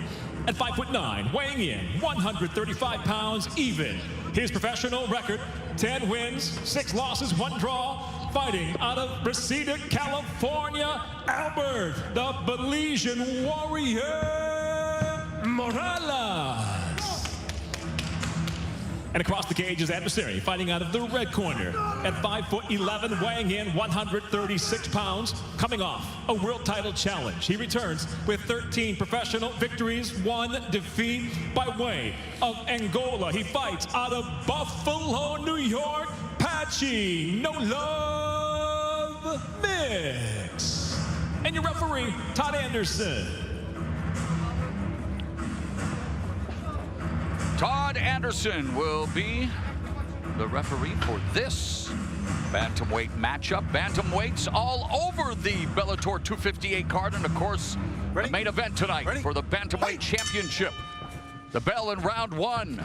Patchy Mix in the red gloves, the returning Albert Morales in the blue gloves, and of course it will be the man who defeated Patchy Mix in his last fight. Juan Archuleta defending the 135 strap against #1 contender Sergio Pettis. That's coming up on the main card of Bellator 258 as Mix immediately taking Morales down to the ground. Morales getting back up, but finding him back down one more time. Patchy Mix using a very nice body lock. Now, right away, you see Morales. Look at how Patchy Mix just all of a sudden is turning, gets the back. Now Morales has got to work his way out of this position. He needs to just be smart, take his time. Don't end up in a position where the hooks get in. 9 of Mix's 13 wins have come via submission, and he is fishing for a submission fast in this one. Well, he is, you know, right now, Albert Morales knows that he's in for a fight with Patchy Mix on the ground. This is not a position that he wanted to be in. Patchy Mix has even employed his new coach. When you're looking at, you know, guys that he's working with, he is just special on the ground.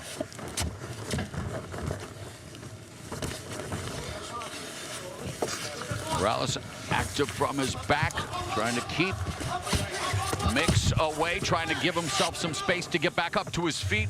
He's able to do so now with that high knee, trying to block Mix, but Mix still has the body lock. He's got the body lock. You see him again, right to the back. He's right in front of us here, gets the hook. He just has the ability to understand when he can swing his hips around. And he's going to jump on the back right now. Albert needs to just start shaking him off. Nice job by Albert. Now oh, wow, and Albert finds himself in side control as he was able to get rid of the backpack for a moment anyway, John, as you call him, the human backpack. And, well, Mix now on his back. Under 3 minutes left in the opening round, Morales will try to take advantage of being inside control. Morales has 4 submission victories. Use those, use them. Use your head to trap his arm. Yes. Don't let him walk the cage. Don't let him sneak out the back. Midway point of the opening round. You see that nice underhook with the left arm that Albert Morales is deploying right now. That is keeping him in a good, solid position. That's what's keeping Patchy Mix's back to the ground also. Trying to get that nice little slice with the knee pass. Ends up in a half guard, but that's okay. It's a good position for Albert Morales right now.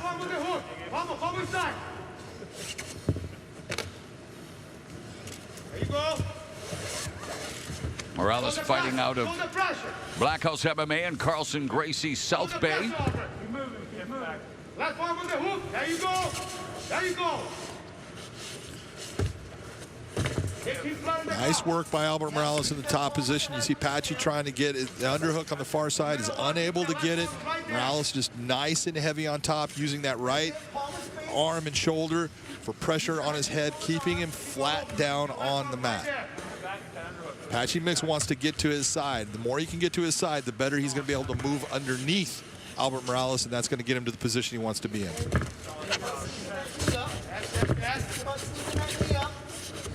Mix maneuvering, looking to get back up to his feet, able to do so now with 1:12 left in the first round. Body kick by Morales. Hands, Albert, hands. You know what to do. You know what to do, Albert Morales. Right hand down the middle by Morales. Morales going to the body, now swinging wildly, jumping knee, and that allows Mix to take Morales down. Probably not the technique he wanted to deploy at that time. He made the decision, but ends up in the position where he's on his back now. That is not smart fighting by Albert. I love the fact that he was going after him, but just remain calm and be patient. Mix was telling us that a lot of people are confused, thinking that his greatest strength as a fighter is his grappling. It's his heart and his mindset. Began training MMA at 15. Do you know that Patchy Mix weighed only 1 pound 8 ounces when he was born prematurely? So a guy that's had to overcome the odds throughout his life. Here now, a top contender at 135 pounds in Bellator MMA. 10 seconds left in the opening round. Morales going to the body, right hand upstairs, kick by Morales. Fun opening round between Mix and Morales. And coming up, Saturday, May 15th at 10 Eastern, 7 Pacific, Showtime Championship Boxing returns with a triple header presented by Premier Boxing Champions. Undefeated super bantamweights go toe-to-toe for gold. The 31-0 Luis Neri puts his title on the line, attempting to add 21-0 Brandon Figueroa's secondary belt to his collection. This one promises to be a WAR, as someone so has got to go, guaranteed to be toe-to-toe action on Saturday, May 15th. Yeah, the round was too close. You got to win this round, you know what I mean? No, I know. I don't like rounds that close. No, I know. So you got to dominate this round. Move backwards. Your hands. Just be a little more. Do not get to this cage. Hearing from Kenny Johnson in Morales' corner, and of course we heard from MMA veteran Jake Shields in Patchy Mix's corner. Shields knows a thing or two about grappling. Just a couple things. Ready? Ready? Fight! Bell and round number 2. Patchy Mix in the red gloves. Albert Morales in the blue gloves. Mix with the body kick. Watch your head position. There you go. And Morales goes to the body with a right hand. Nice clean body shot by Albert Morales. I do like what I heard from Jake Shields in the corner of Patchy Mix, though. He goes, no, that round was too close. You need to dominate this next round. I need a second shot. I need a second punch, Albert. Don't put your head down. Watch your head position. Watch your head position. Mix check that. Kick by Morales. 1-2 from Stan. Oh, nice right hand by Morales.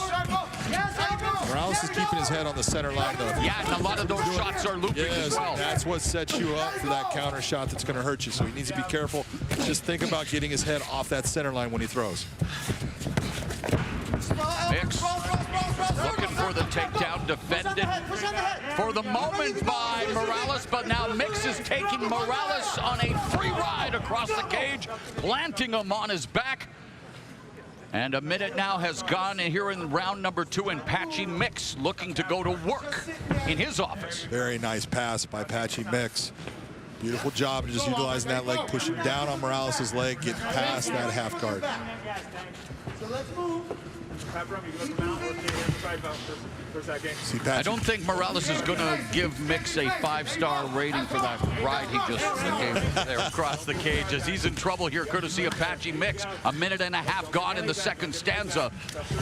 Patchy was trying to save the voice of his coach, Jake Shields, so he didn't have to yell, bring him over closer. Well, Morales trying desperately to... Watch your back, watch your back! Morales needs to be very careful giving up his... Yeah, and the corner was warning him, and there's one hook in already, and 2 hooks in now for Patchy Mix. And now he goes to the body triangle instead of the hooks that you saw earlier in the first round. He's now into that body triangle. And Mix knows all about the rear naked choke. 5 of his 9 submissions have come from the back. And he continues now, softening up Morales, delivering some right hands, trying to find that opening to get that hand underneath the chin. Well, right now, Morales, that's what he needs to do. You just saw him put that foot to the ground. Now he can try to turn within that and get out of this position. But anytime you have that body triangle and you see that foot up in the air, that is not a good position for the guy that is caught in that triangle. Nasty elbow strike by Patchy Mix. Employing the body triangle, controlling Albert Morales, going to the body with a short strike. Morales avoiding the choke thus far. Short elbow strike by Mix. Not only short, heavy. That's perfect. Nice. Do it again, do it again. Final 2 minutes of the second round with Patchy Mix. See Patchy where he wants to be. Yeah, he's maintaining that body triangle. He even did that through mount, which is not something that you normally see a guy holding on to that body triangle if he's not with the back. Morales doing a good job of hand fighting, keeping himself calm. Morales has been submitted twice, never via rear naked choke, and trying to withstand the attack here by Patchy Mix. Mix coming down with those right hands, just more of an irritant than punishing strikes from that vantage point. Yeah, that's a heavy hand coming down no matter what, because just where your head's at, there's nowhere for your head to move. It's against the ground. Right. And now the rear naked choke. It's getting bad, and it's not only, I don't think the choke is set. Yeah, you see him letting go of it, but He needs to be very careful of just making sure that he keeps that chin tucked. And all of the energy spent defending for Albert Morales. See, those are heavy shots. They don't look like a lot, but there's a lot of weight coming down, and that's all They look like a lot of ground and pound from Mix. Mix putting it on Albert Morales. Trying to find the opening for that rear naked choke under 45 seconds left here in the second. Mix doing a very nice job switching that body triangle. He's just maintaining back control here. Very frustrating position for Albert Morales. He's fighting tough. He's hanging in there. Big turn when you can. Big turn. Towards him. Come on. The real question will be... Interesting position for the body triangle. Well, it is, and it's a lot of pressure on Patchy Mix's legs. And so how are his legs going to respond into the next round? Is it going to put so much pressure on his legs that he's a little bit flat-footed? Perhaps a moral victory for Albert Morales in that second round. He survives. Up a good boys. Good job. Yeah, he messed up his hair in that round. That's just wrong. Just call it 1-1. It doesn't matter. You got to win this round. Kicks and punches are working nice. You cannot kick and not set it up. You got to keep your moving. Your hands are working. That's why he keeps taking you down. And he wants to stay there. More than never, I need this fight in the center. Don't backward. Don't go back. Go forward. Bang with this fucking guy. You can knock him out. Here was the takedown from Patchy Mix. You saw him get once he got those hands together. You see that S grip, picks him up, just walks him right over to his corner, drops him down. Watch the nice little pass. They didn't show it, but it was a beautiful pass. Gets the body triangle, and from that point, did exactly what his coach wanted. Dominated the round. Maybe not as dynamic as Matt Hughes, Frank Trigg, but hey, it served Patchy Mix's intentions there in round two. And as we go to the third and final round, John, how do you have it on your unofficial scorecard? Well, right now, that was a dominant round by Patchy Mix. That was a 10-8 round in my estimation, so he should be up in this fight. Morales coming out aggressively. Mix immediately going for the single leg. Well defended by Morales. Good pressure, nice reshoot by Patchy Mix on that. He was deep on it. He actually controlled that outside hand, kind of gave some space, and then reshot, getting right down to the takedown. Pass the guard right away. Pass the guard right away. Go right to Jake Shields asking Mix to pass guard right away. Go backside on that, just like he's doing right there.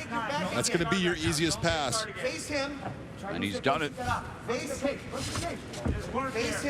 Do not give him your back. Face him.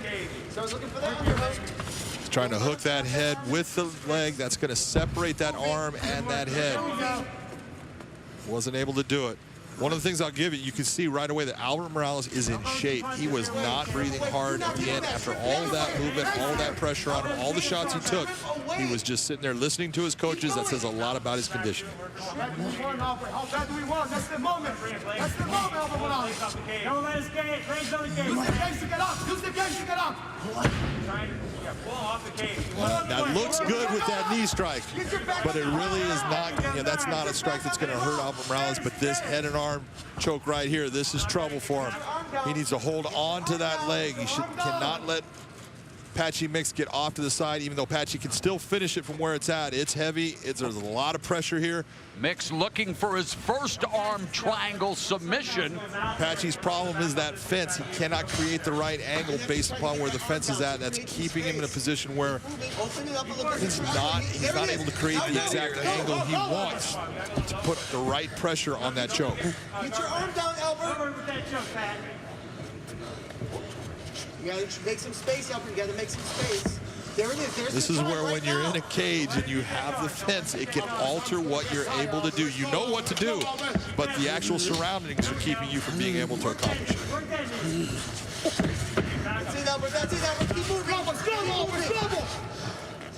Now he's got enough space that he could make that arm triangle choke work. Halfway, Albert. That's the movement. The real question is, how did he squeeze hard on the first attempt, or are his arms actually feeling good? Just past the midpoint of the final round, Patchy Mix putting the squeeze here on the arm triangle attempt. And there's a tap, and Patchy Mix bounces back in impressive fashion as he improves to 14-1, picking up his 10th submission, first via arm triangle choke against the game Albert Morales, who is submitted by arm triangle choke for the first time, but taps out for the 5th time in his career. That's a big win for Patchy, coming off of a fight where he was fighting for the title. It's your first fight back. Big time win against a very solid opponent. Here's the takedown. You see him get those hands together, got that S grip, takes it back down, and right away looks for the pass. And once he got the pass, it was all Patchy Mix. Everything that he was doing, solid. You see him setting up this arm triangle choke, gets the pressure in the right spot. You see that body lean towards the head and shoulder. He's driving Albert Morales' own arm into his neck on one side. Very tight, nothing that Albert Morales can do. I guess he's calling that the Miara arm triangle choke in honor of his daughter, Miara. I tried, John. I tried, brother. I tried. Patchy Mix. I had to look at you on that one. Oh, wow. Well, indeed, happy belated 3rd birthday to Patchy's daughter, and she will be smiling ear to ear, knowing that Dad was victorious and he emerges with his health, now celebrating with Jake Shields, and member of the team Patchy Mix. Definitely still in the mix in the Bellator MMA 135-pound division.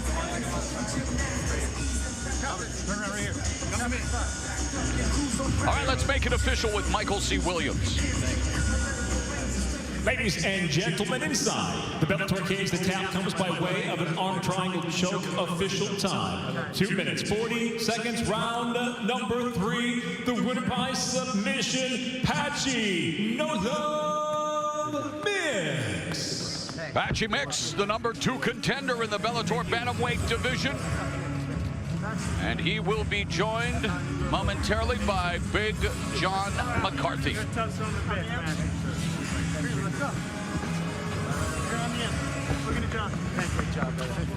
Patchy Mix, go over there so that man can put that mic in front of me. I want to talk to you because that was a beautiful performance. After the first round, your coach, Jake Shields, said, hey, that was too close. I want you to dominate this round. And from that point, you were very kind in picking up your opponent and bringing him over to your coach so he didn't have to yell.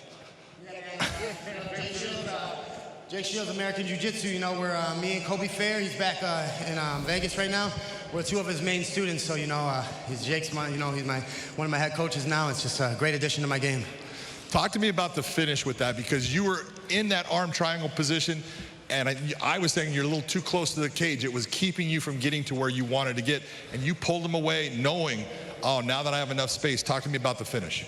Just patient, man. You know, he's fought a lot of guys. You look at who he's lost to, it's just like murderer's row. So when I got there, I just was trying to inch him out. And I was only squeezing at like 30% until I knew like I could get him there. I was still only at like 60 because my arms were a little tired, but I was going to push it until, you know, hopefully I heard him breathing. I was going to try to put him out. That's a big win against a veteran fighter, a very good fighter, after you had a championship match. Where do you think this puts you, and who do you want next in this cage? You know, I want the title, you know, anybody in that main event, of course, but I still think I need some work. I came to show up. I think James Gallagher's here. He didn't step in this cage with me tonight, so I'm ready for July. You know, Jimmy, you said you signed the contract, so let's get it signed this weekend. So James Gallagher in July, you'd be up for it? James Gallagher in July, unless he keeps running. That's what I want to see. Ladies and gentlemen, your winner, Patchy No Love Mix. Let's go! Patchy Mix was supposed to face James Gallagher tonight. Hopefully we will see them do battle at 135 inside the Bellator MMA cage as we go back to the fight desk. That fight, yes, tomorrow is one we are really looking forward to seeing him against James Gallagher. Now, Josh, I know you are a big fan of Patchy Mix. He picking up his 10th submission win there inside the cage. What did you think of that performance? So I thought he started a little slow. I think also, too, coming off of his first loss, there was a lot in his mind. Like, I got to get back on the win track. Coming off of a loss, you never want to drop 2 in a row because in this game, it's a confidence thing. And Corey, you can talk about this in terms of once you lose 1, if you lose 2, it's all of a sudden easier to lose 3 because your mind is not the same as when you were undefeated. Yeah, exactly. And that was his first loss, his last one. Yep.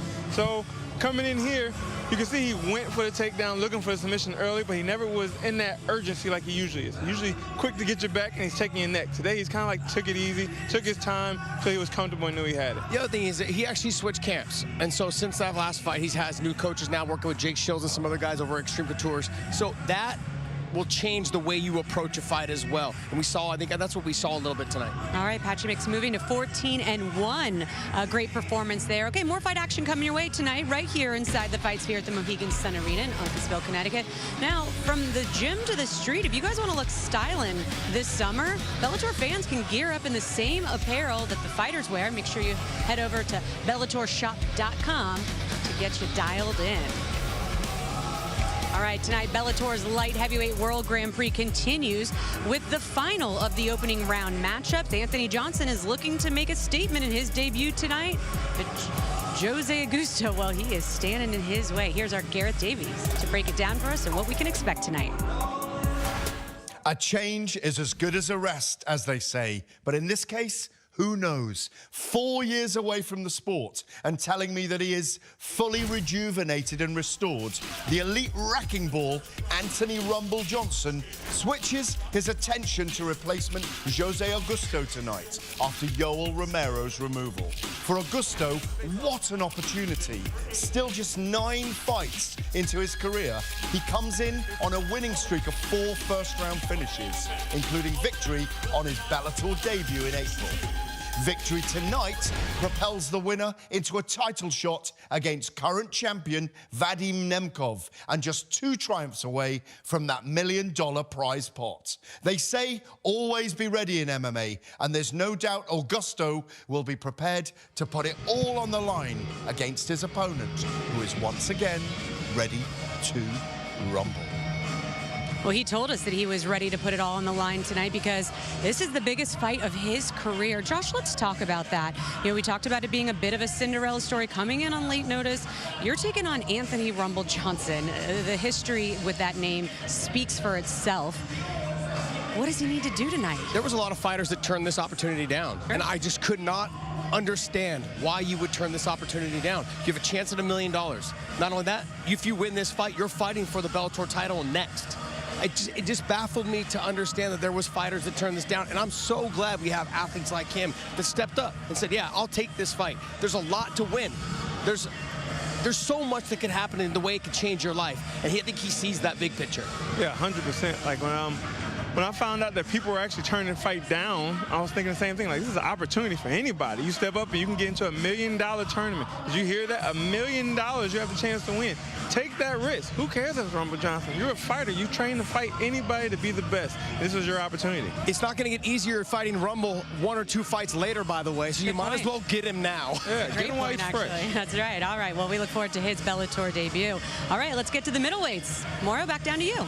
All right, thank you very much. But Lorenz Larkin says this is a one-off at middleweight. He wants to go back down to 170. He faces a former Bellator middleweight champion, Rafael Carvalho, returning to the scene of his, well, greatest success.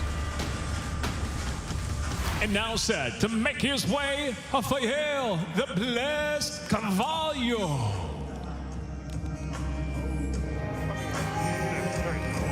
Yeah, the 34-year-old Carvalho, a last-minute replacement for Costello Van Steenis. He exited Bellator after losing 4 of his last 5 appearances, including a decision defeat against Alex Polizzi in his last outing this past September. But, John, let's not forget, he began his Bellator tenure with 6 consecutive triumphs, a stretch that featured a title-winning KO of Brandon Halsey and 3 successful defenses of the belt before he ran into Gegard Mousasi. And running into Gegard Mousasi is something that has not worked out for about 50 fighters. So you take a look and there's nothing to feel bad about. Carvalho is a very solid fighter. He's got great stand-up. He is very powerful. He's got a good ground game. What he needs to use against Lorenz Larkin is his length here tonight. He is long, he is lanky, and he's got power. Keep the fighter at bay, and he's going to do well.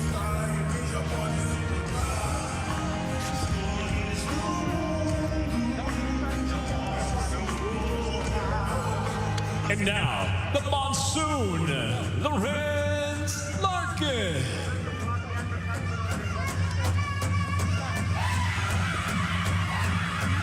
.34-year-old Lorenz Larkin currently on a 4-fight win streak. And again, we asked about his future at middleweight. He says, I want to go back to 170. I want to do my business there, but an opportunity here, of course, was supposed to face Costello Van Steenis, but instead faces a guy in the form of a former Bellator champion tonight. Yeah, well, I've been watching Lorenz Larkin since he was a young fighter, fighting at heavyweight, then at light heavyweight, then at middleweight, then at welterweight. He's consistently just got incredible shrinking man. Yeah, well, he's got his belt back into that middleweight, and he is just an amazing fighter as far as the speed that he possesses. He has got power in both hands. His kicks are incredibly hard. This is a guy where speed is always on his side. You can take a look at the highlights that we have. This was his fight in Japan against Nakamura, a guy with 50 professional fights, and he just tore him apart in the stand-up. Take a look at the shots.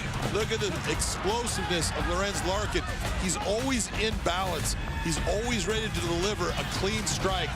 He is a guy in the stand-up that there's not many people that want to stand and trade with Lorenz Larkin. He made his Bellator debut by challenging Douglas Lima for the Bellator welterweight title at Madison Square Garden in June of 2017, then was knocked out by Paul Daly, but has reeled off 4 consecutive wins, and yeah, he would like to run it back with both Daly and Lima. You got to figure when he had that fight, he was ranked 5th in the world coming into Bellator. That's why he got it.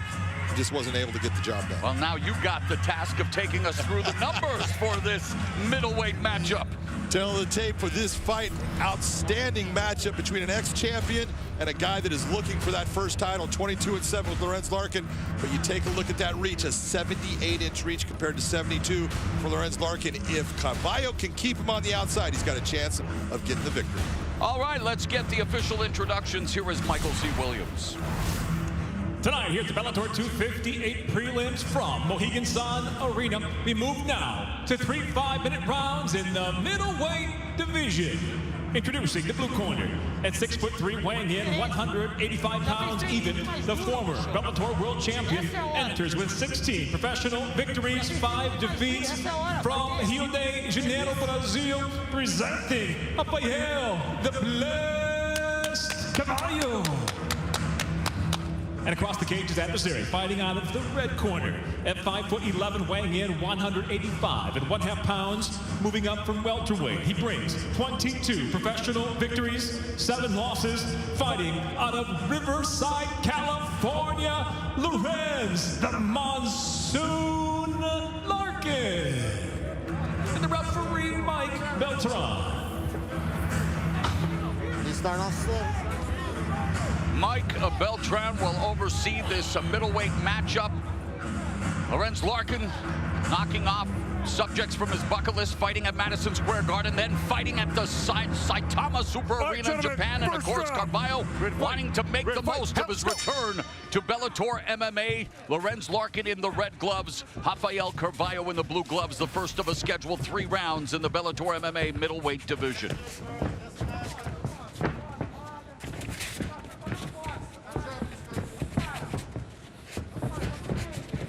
Monsoon going to a southpaw stance.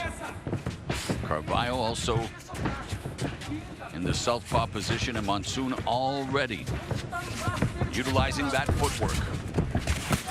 Body kick by Carvalho. Saw how quick that left hand came up from Lorenz Larkin. Everything that Lorenz throws, usually it's hard. He's got power in every strike that he throws.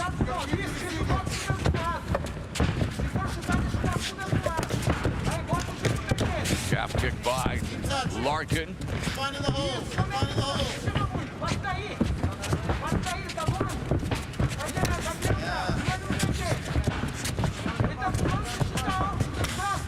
Body kick by Carvalho.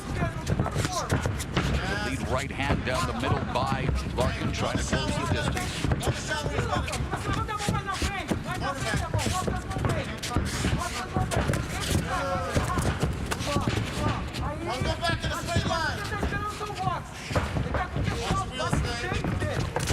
You got to figure, for Carvalho, he's had a lot of problems with guys that have taken him down to the ground and beat him in the ground attack.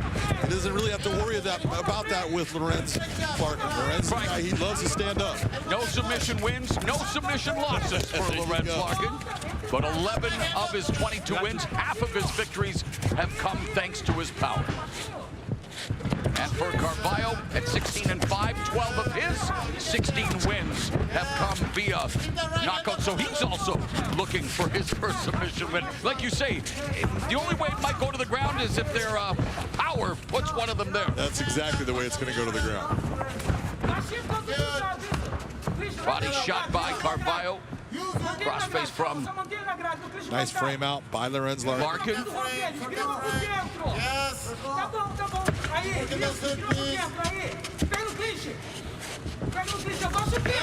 Nice exit by Lorenz.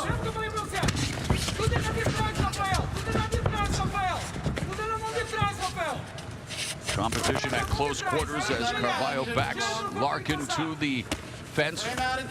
Short shots to the body. Lorenz should go right back to framing out just like he did the last time.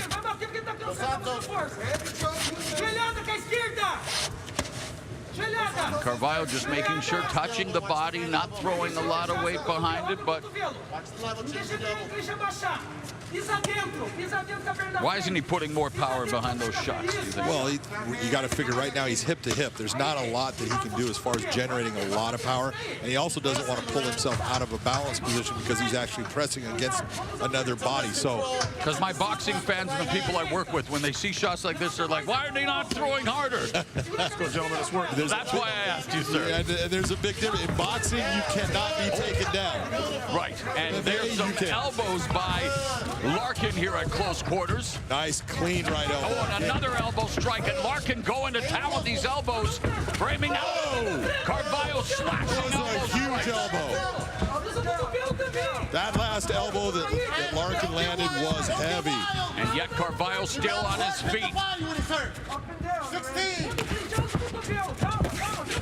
I am impressed that Carvalho actually was able to stay on his feet from that shot. Yeah, the only time Carvalho's been knocked out was against Gegard Mousasi when he lost the Bellator Middleweight Championship May 2018 at Bellator 200. That elbow has caused a cut on the cheek of Carvalho.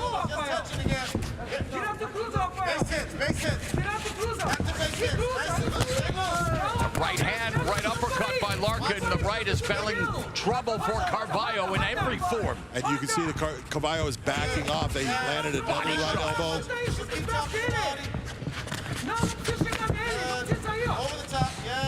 Under 30 seconds left here in the first round. Great start by Lorenz Larkin. Again, going to the elbow well, and it served him well thus far. Some big, heavy shots throughout this round.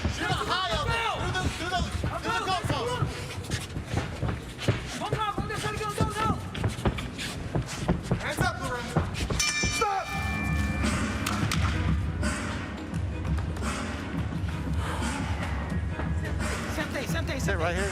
Just lean on this guy right here. Let's take a look at some of these shots. Here was some of the elbows thrown by Larkin. Look at that shot right there. That is heavy. You can see the shock that it's hitting with Carvalho with. You see his head snapping. A lot of big, heavy shots here by Larkin. That was a nice, clean elbow. That right elbow was the difference in that round. A push kick would be beautiful. Direto jag, só subindo, bem longe. Olha pra mim. Não precisa chegar pra bater nele. Frontal, ei. Se ele clinchar, usa a cotovelada de trás. Subindo. Go, get seconds out, mouthpiece in, let's go. Hey, Larkin representing Millennia MMA. While Carvalho, Lorenz, mouthpiece. Fighting out of Coconut Creek, Florida, and American top Back team. up, Lorenz. All right, gentlemen, second round. Ready to fight, ready to fight. Hell, let's go. Round 2 begins here at the Fight Sphere. Bellator 258 preliminary action in the middleweight division. Lorenz Larkin in the red gloves dominated that opening round thanks to his right elbow strikes. Former middleweight champion Rafael Carvalho in the blue gloves. And there's the difference you can see right there. 7 of 13 of those elbows landing on Carvalho. None of his landing on Larkin. question mark kick attempt by Carvalho. And he has to answer the questions those elbows of Larkin are asking. Right now he's hearing a couple different voices based upon those elbows. Yeah. Nice. There's a head kick. Then Carvalho coming forward with his striking. Very nice attack by Rafael. Left, right, that lands for Carvalho. Larkin has been knocked out twice. Last time was against Paul Daly back in September of 2017. Minute gone here in the second. And that was a fight that Larkin was doing very well in, but the power of Paul Daly and that left hook, it caught him on the top of the head and just took his legs out from him. You had me at the power of Paul Daly. What a fight he and Amasi had.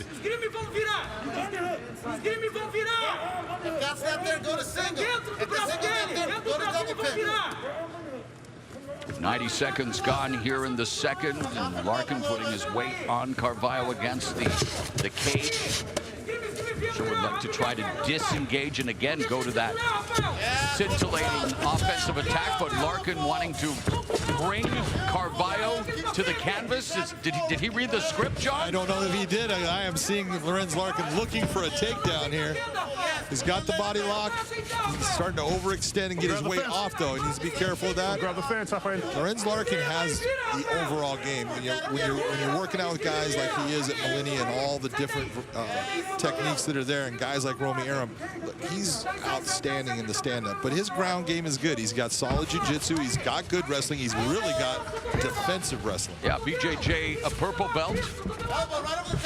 Larkin began training boxing at 14, and now he's the father of a 14-year-old son, Rondell. Coming up on the midway point of the round and the fight, Carvalho beginning to open up a bit more with his strikes. There's a jab from the southpaw stance, looking for that tie plum.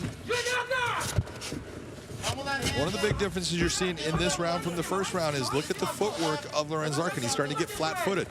He's not up on his toes like he normally is, moving in and out a little bit.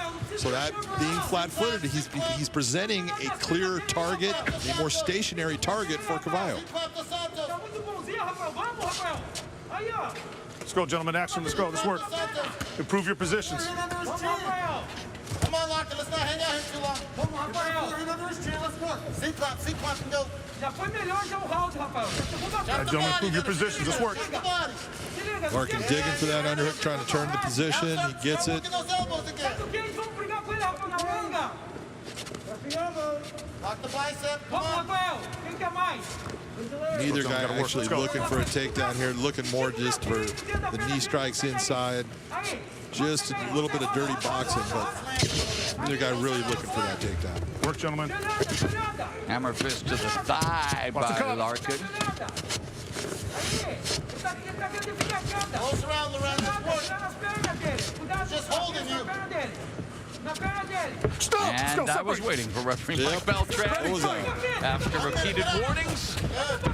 Coming up on the final 60 seconds of the second round. Single collar tie there by Larkin momentarily. Knee by Carvalho up the middle. There's a slashing elbow strike by Larkin. Under a minute left in the second. Body kick, liver kick by Carvalho. I love the fact Carvalho is coming forward. And he tried to come forward with an elbow of his own that missed. He said to himself, might as well go after this guy because staying on the outside, walking backward was not working for him. And he's coming forward. Gets caught with that right hand from Larkin. Larkin from the southpaw stance. As Carvalho is fighting from the same position. 25 seconds left here in the second round. Spinning back fist misses by Carvalho. Double jab, right cross misses for Larkin. 15 seconds. Monsoon, let's go. Monsoon, good. Up the big, Monsoon. Up the big, let's go. Push kick by Larkin as we go to the third and final round of this middleweight matchup.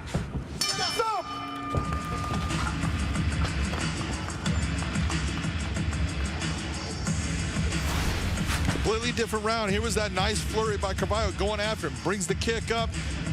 Multiple combinations, left hand, right hand. Comes back with a head kick again. That landed. That was a nice kick up top. A lot of people are going to question, is that to the back of the head? No, that is not. That is a legal kick. Here's your spinning elbow that actually touches the forehead of Lorenz Larkin. Actually knocks him off balance. That was a good round for Rafael Carvalho. I'll give you that space, okay? You gotta be busier. A perna esquerda vai entrar na cabeça. Chuta direito. Tem que machucar ele. No clinch, o joelho. Hang on the wall for long.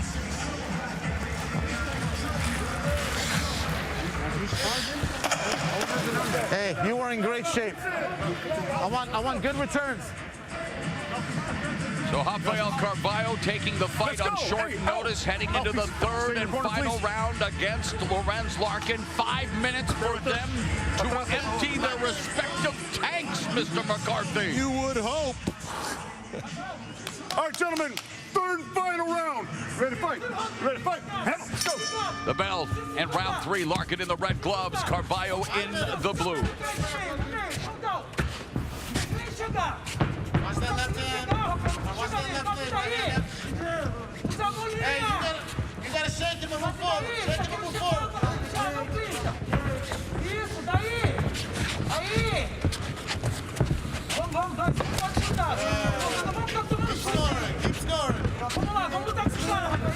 A little bit of a different attack here by Lorenz Larkin. He's back on that bike, moving his feet, which is what you want to see out of him. But I love the fact that Rafael Carvalho has decided, I'm just coming forward. I'm going to go attack and see what happens. Good counter strike by Larkin allowed him to change levels. And again, do not adjust your screen. Larkin is going for a takedown. The single's not there. Go to body.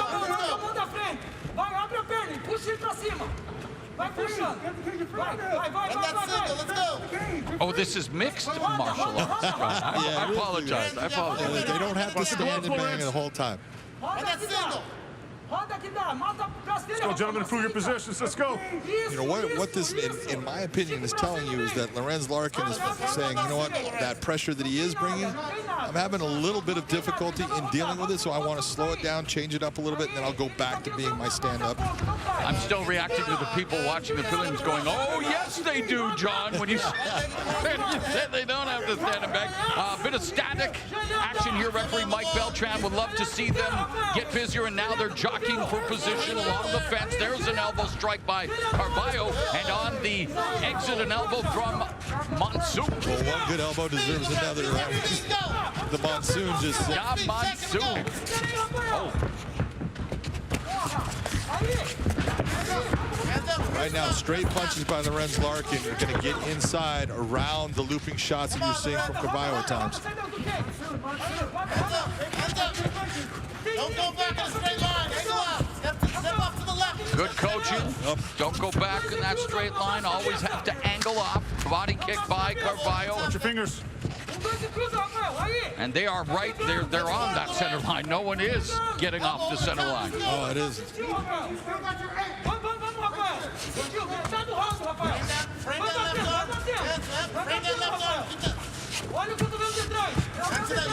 Another nice, heavy. That was a heavy right elbow right there. Larkin and that right uppercut him inside that just missed. And yet Carvalho keeps coming forward. Single collars, well, both of them. By plumb by Carvalho momentarily. And Larkin, and you wonder, John, why is, no, I'm all joking aside, it's not something you're used to. What is your interpretation of what you're seeing? My interpretation is that the pressure that Carvalho is bringing, and when he's getting into that plumb tie, it's giving Lorenz some problems. He's not comfortable with it. So if he can get into this clinch position, it breaks it. He's feeling comfortable. He's the one dictating when there's going to be the break. He is trying for the takedown right now.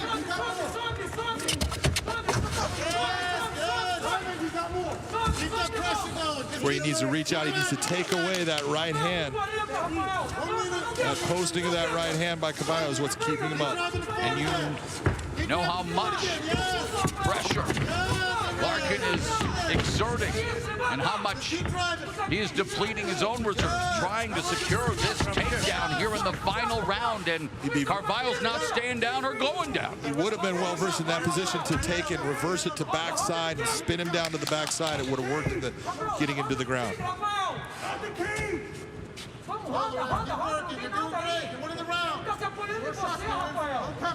Let's go, gentlemen. Work to finish.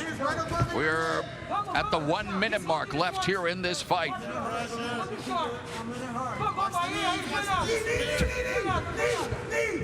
You know, one of the things when you're looking at this, Lorenz Larkin has been fighting at welterweight for the last, let's say, 5 years of his career.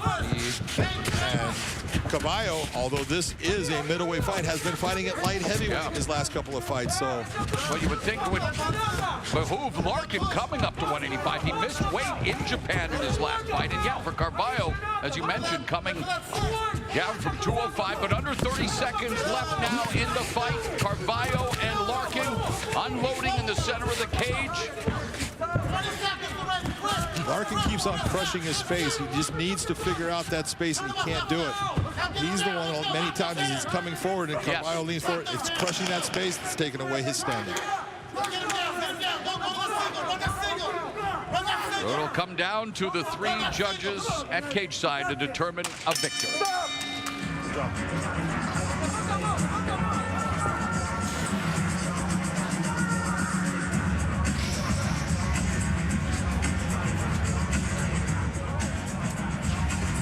Hey, Bert, no interview.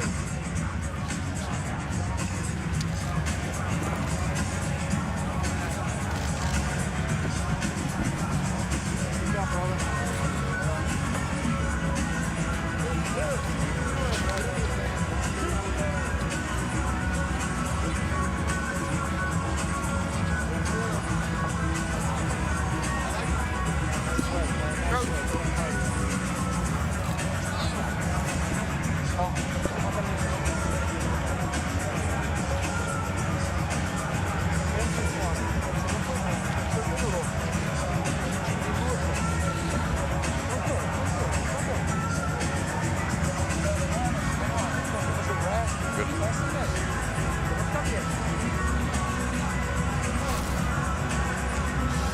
Fight stats, 54 strikes to 36 landed. It was really the elbows, those 10 big elbows by Lorenz Larkin compared to the 2 they're saying that Carvalho landed. I look at this fight, I think Lorenz Larkin was the one who got it 2 rounds to 1, in my opinion, 29-28. But you never know. We're going to find out by the judges.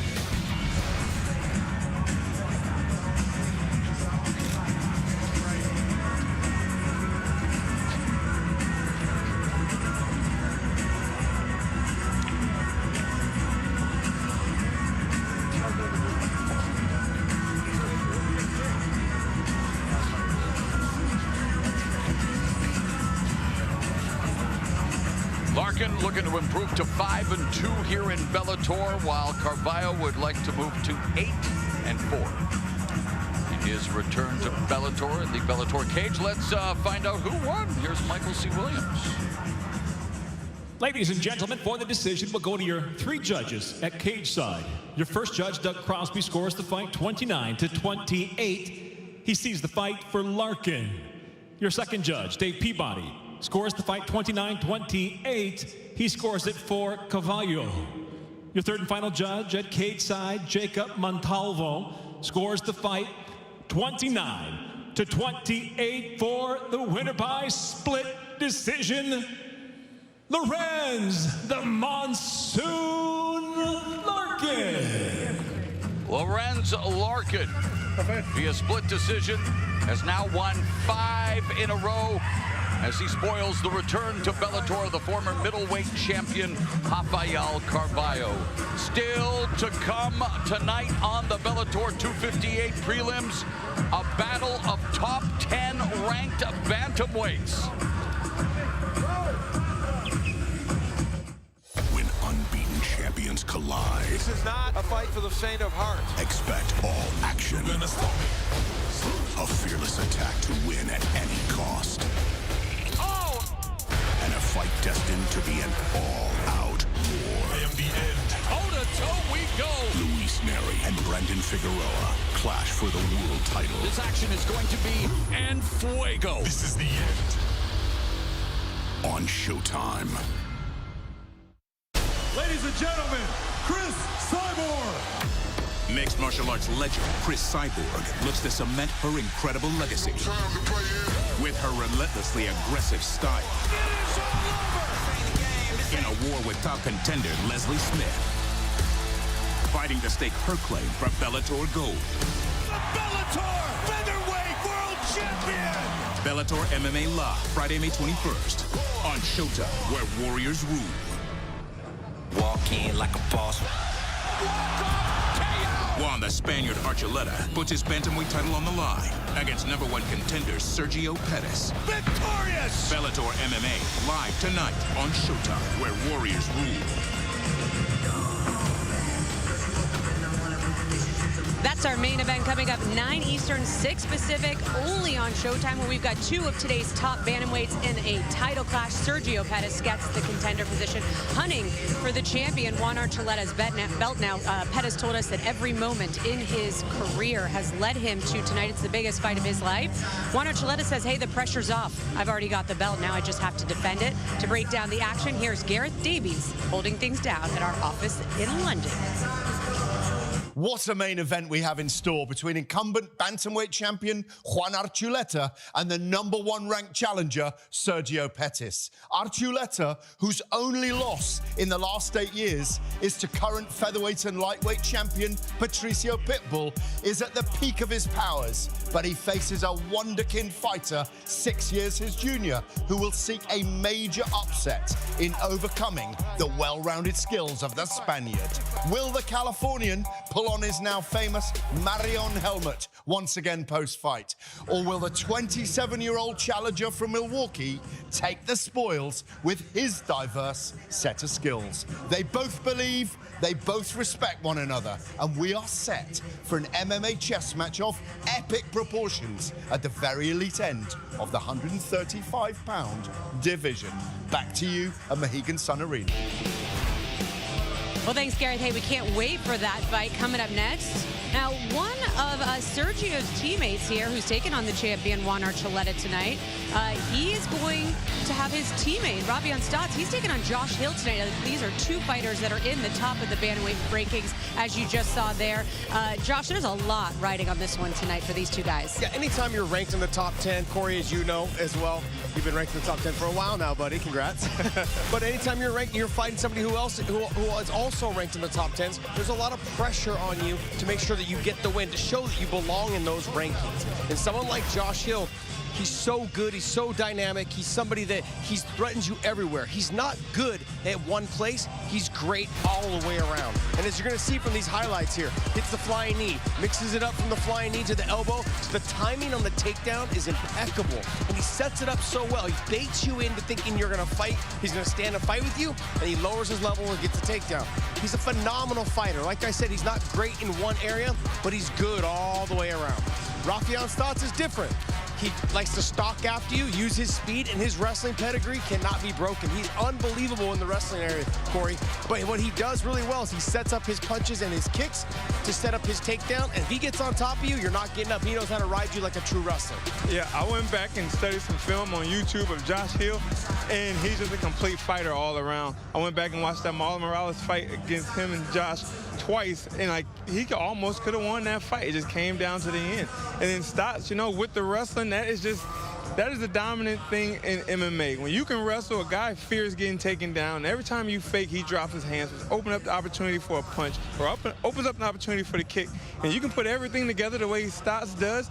it's going to be a great fight. I think the wrestling's they're gonna cancel each other. We're gonna end up seeing two guys stand toe-to-toe and bang it out. And I'm gonna see whoever can get to the chin first may get the win, or we get to see just a stand-up brawl in the middle of the room, in the middle of the cage. I can't wait for that. I know you thought this is a fight that should have been on the main card. Little thing for people at home to pay attention. If Rafion Stots gets the win, a lot of talk of him going into that next contender position. If Sergio Pettis gets the win tonight, he might have to face his teammate for the title. I believe Stots is number 4, if I'm correct. And then if he wins this fight, he's going to end up being right there in that number 1 position. Yep. All right. Well, a lot riding on this fight tonight for both of these fighters. So let's get to it.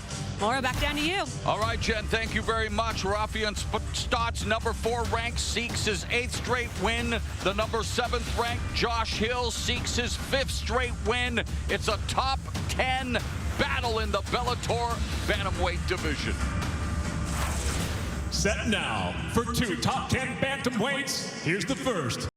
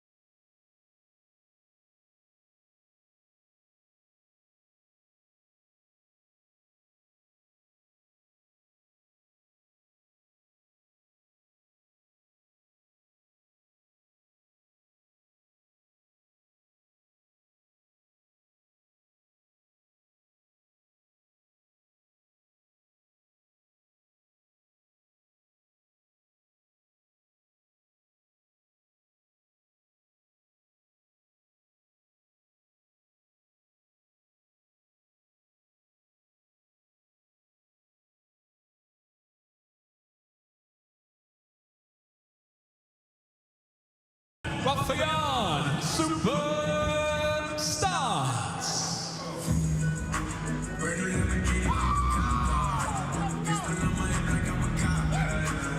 32-year-old Rafion Super Stots, also unbeaten here in Bellator. He is 3-0 in the Bellator MMA cage.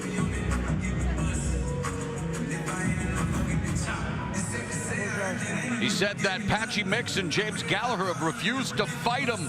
He thinks it's out of fear, but he wants the big names. He wants the big battles. Hey, he has to forget about all that right now and focus on the guy he's going to be standing across from tonight, because this is a mouth-watering battle with major implications in the 135 division. Major implications, because I'm telling you right now, this is the best overall fighter that Rafion Stots has ever faced.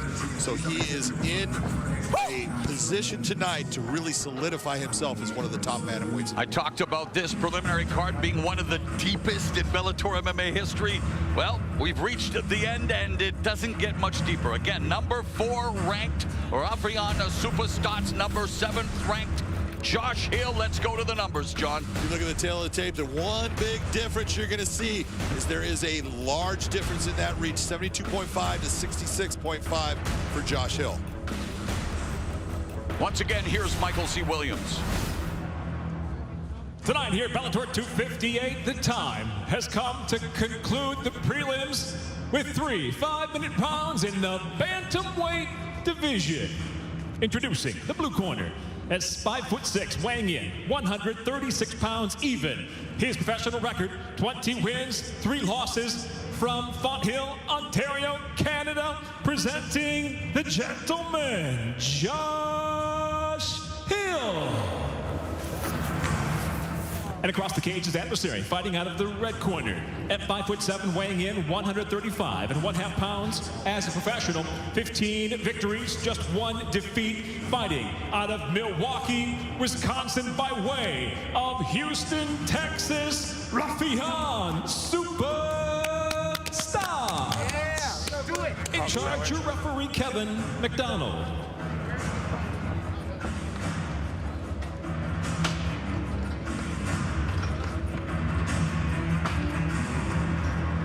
Kevin McDonald, the referee for this pivotal matchup.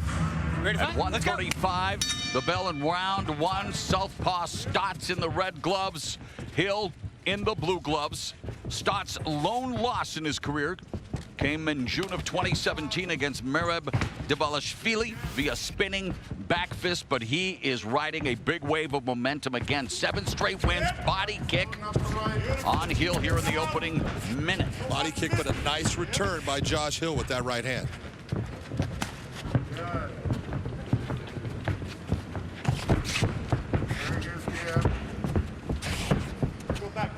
Hill has Canadian combat sports veteran Crew Alain Hamajan in his corner.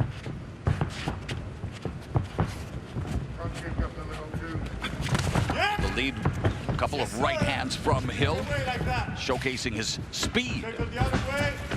Well, if there's one difference in this fight that I look at, I do believe that Rafion Stots has the advantage in speed.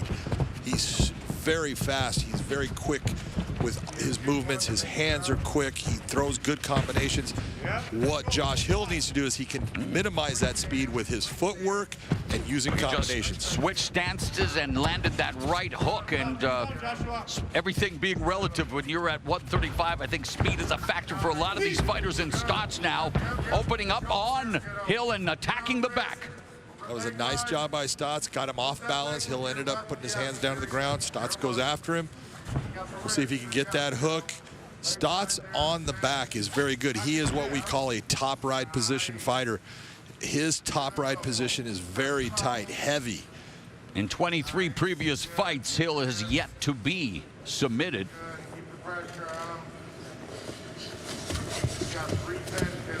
While 4 of Stots' 15 victories have come via submission. 2 minutes gone here in the opening round.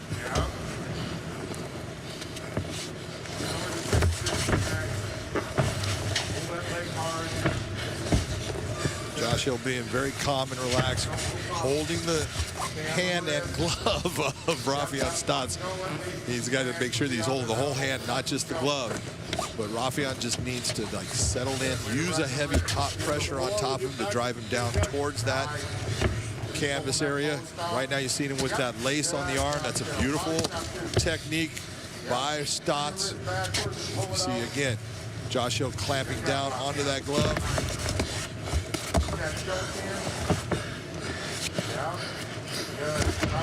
2 minutes. Rafion using his head to break the grip of Josh Hill as he's trying to hold on to that wrist area. This is one of those things when you're in that position of Rafion Stots, you're trying to grapple and you're trying to strike at the same time. You've got to find those moments. So I'm going to grapple at this time, and now I'm going to strike. Meanwhile, Hill on one knee now, looking to get back to his feet. Nice job by Rafion Stots. Look at that foot position you're seeing inside there. That's to kick that leg out. Yeah, wear him out.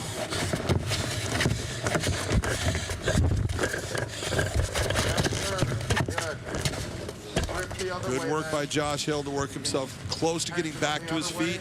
A lot of pressure again by Rafion Stots. Where I said, all that wrestling pedigree, everything that he's had. Got that foot inside to slide that out. All that wrestling pedigree creates a pressure that is very difficult. Everyone says, just stand up. You can't. It just doesn't work that way.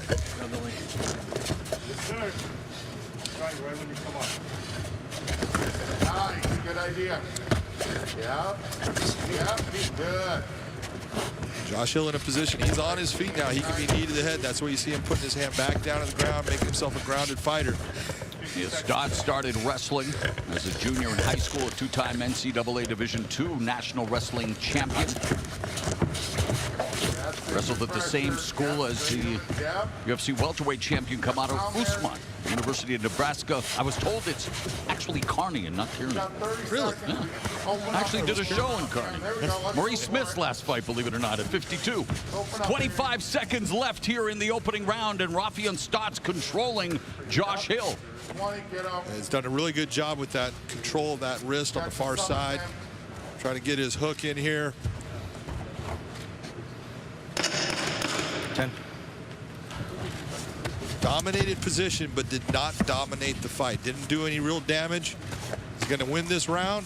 Oh, an immediate wow. That's what you're looking for. Bell Stots going for the rear naked choke a little too late. That's what you're looking for, is that one simple mistake that gives you the win. You're starting to soften them up already. Good job. Well done. Very good, very good. You know, same thing. You can do that all night. And now, when you do get one hand free, torque them as hard as you can and just grab the wrist. Yep. You know, you now open up. Here's the end of that round. Look how quick, when all of a sudden there's an opening, you see that arm come down. Watch him just slide that arm right around the neck quickly. Goes for the lock on it. Just not enough time. Round ends. That gets Josh Hill out of a bad position. Don't be perfect with your hooks either. Apply your hooks later. Stots listening to instructions from his decorated trainer, Duke Rufus. Of course, Duke will be in the corner of the Bellator bantamweight title challenger. Sergio Pettis coming up in the main event against Juan Archuleta. That's coming up later tonight. Bellator 258 main card. As Stots gets ready to get down to business here in the second round against Josh Hill. So we were expecting a dynamic start. Stots was able to take Hill down, control position for the majority of the opening round. Let's see what they have in store for us here in the second. Well, Josh knows that, you know, I lost that round and I got to get it back. So I expect him to really start to have some pressure towards Rafion Stots in this round, because he knows that he's down in this fight right now. Nice. Fluid, exactly. Make your right go. There's a right hand counter by Hill that landed, but Stots coming forward from the southpaw stance with his left hands. Inside leg kick connects for Hill.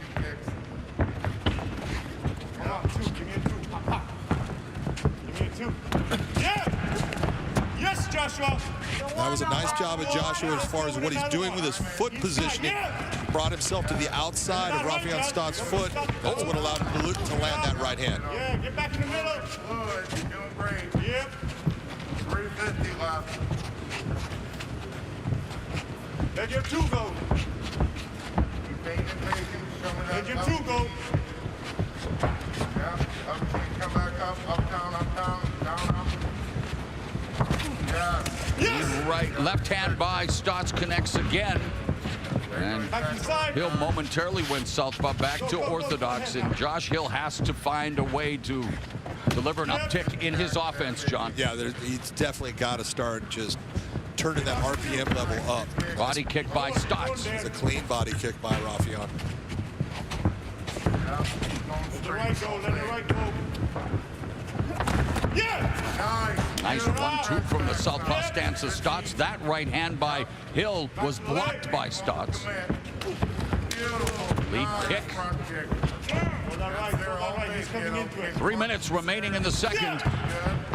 We talked about that reach advantage that Rafion Stots, and it is giving Josh Hill some problems in this fight. The length of Rafion and where he's able to stand and land shots is giving Hill problems, because he cannot touch Rafion from that distance. Back inside. Yeah, upward high. Yeah! Good, beautiful. Halfway through the round, Rafion. Duke Rufus used to be a broadcast partner of mine when we did Glory Kickboxing. Might as well let him handle the affair here tonight. Here's round two. He's more cheerleading right now. Isn't that what a coach is supposed to do? That is what this coach is supposed to do at times. Blast your hands, Bubba. Aspirate. And Hill now against the fence, and he's just failed to get on track. And here we are now with just 2 minutes left in the second. Yeah, this is right. You know, you can see there's been a difference in Josh Hill that Rafion Stots has brought out, that he is not comfortable with that southpaw style, and he is not comfortable with that distance and range that Rafion is able to launch his attack from. He just doesn't feel like he can get back at it. And again, John, you have 2 top 10 ranked fighters in a division that is really cooking these days in Bellator, taking center stage tonight with Juan Archuleta's maiden voyage as the champion against the #1 ranked Sergio Pettis. But you have to make a statement in that Bellator MMA cage if you want to move up the rankings. Well, both of these guys are undefeated so far in their careers here in Bellator, but you're seeing that right now, Rafion's the guy that's leading the dance in this fight. He's the one that's landing the cleaner shots. Nice, good luck, man.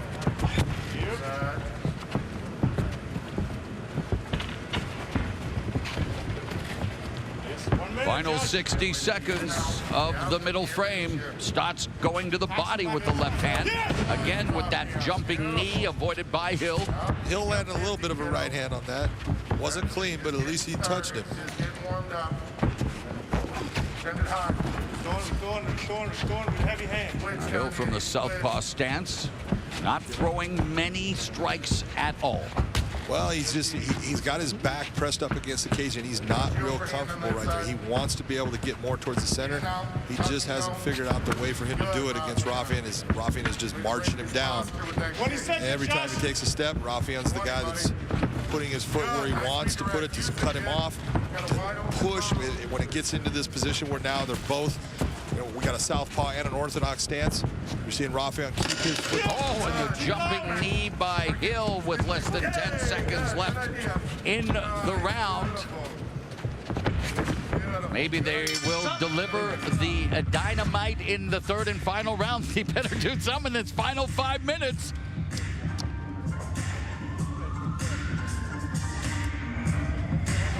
Extending that reach, good. Bake the high kicks there.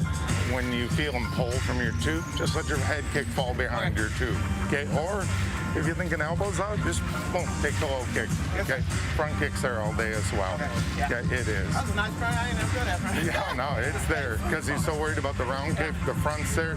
The other thing too is if you do the jump knee, just pull down and grab a single off of it. Yeah. You're doing great though, okay? Yeah, looking sharp, good D. Yeah, and then when he does throw big, you pull, pop, pop, pop, and let the high kick go. Yep, you're doing great. Let's take this round home, baby. Let's go hard, okay? Yep. Merci beaucoup, Alain Halmagine. Let's go hard. 3rd and final round. Did we mention 2 top 10 ranked fighters in the Bellator MMA bantamweight division? Rafion Stots in the red gloves, Josh Hill in the blue gloves, both undefeated here in Bellator. Who wants it more?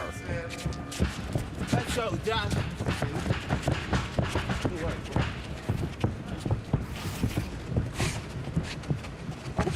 Nice, beautiful. Well done, Rafion.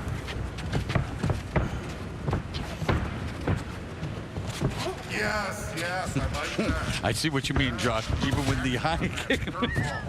I don't mean to laugh, but it is. Why not? That's your job, right? You want to, as much as you can influence the judges and everything else, especially here in a building with, no crowd. It's like a baseball coach watching you take a strike and go, that was a beautiful swing.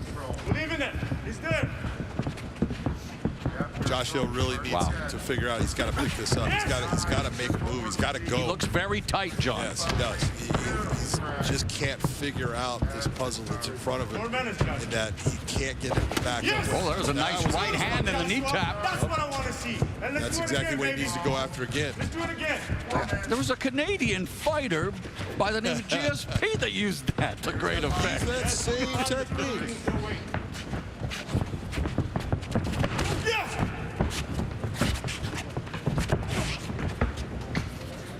Another one. Nice. Go back inside. Yep. Piece him up with your jab. Yep. So again, coming up Their front rib again. later tonight on Showtime, Bellator 258 main card will culminate with the Bellator Bantamweight Championship at stake. Juan Archuleta defending the title for the first time against the #1 ranked contender Sergio Pettis. That's coming your way 9 Eastern, 6 Pacific. Bellator MMA on Showtime. Yeah. Again, it's interesting. Stots lands the kick. Hill able to catch it on the comeback, but not make him pay. Well, he did try to make him pay, and that's it. Trying. The whole thing is this. You cannot just sit there and say, I took a swing and I missed. I've got to continue on with that. You've got to do something to make something happen right now. Front kick by Stots. Hill's biggest problem throughout this fight is he's been on that back foot. He's normally a guy that likes to come forward, likes to put a little bit of pressure. Doesn't come, incredibly fast forward, but being on his back foot, it's taking a lot of his offense away. 2 minutes and 30 seconds left in this, the biggest fight of Josh Hill's life. In fact, the biggest fight of both of these fighters' careers. Looking to continue to move up in the rankings on a night where the bantamweight division is front and center. This is where you want to raise your stock. Right there, that was a clean right hand by Josh Hill. He needs to go back to it. He needs to go back to it with an urgency. And even for Rafion Stots, very comfortable in just continuing to lead the dance, but not a lot of output in his offense either. In fact, that's if you're going to say one thing that's want to see out of Rafion in this fight is, hey, you need to throw more. You need to create more offense so the judges have no doubt. Although, yeah, you were the guy coming forward most of it, you were also the guy landing the cleaner, crisper, and more often thrown shots. Hill is 34, Stots is 32. This is the time of their career where they want to make the most of it. They have put in many, many years of blood, sweat, and tears. The camp during COVID, not easy. And yet here we are now with 1 minute 20 seconds left. Who wants to make the statement? Yeah, you're looking to put yourself in the upper echelon of the bantamweight divisions. You got Sergio Pettis and Archuleta fighting for that title tonight. Then you got guys, there goes Josh, at least he's going for that. That was a nice knee. We got Patchy Rafion Stots, who picked up a victory here on the prelims. Magomedov is there. James Gallagher is there. You've got a lot of people that are wanting a shot. You've got to shine. You got to show that, man, not only do I want the shot, I deserve the shot based upon my... Wow, good timing on the takedown by Stots, and that perhaps has definitely sealed the deal for Rafion Stots with 35 seconds left here. Yeah, we already saw that in the top position. Rafion was able to control Josh Hill in the first round. He's back to that half guard position. You see Josh Hill working with that underhook, but it's not going to be enough to get him up right now. I got something for you. Hold on. Let me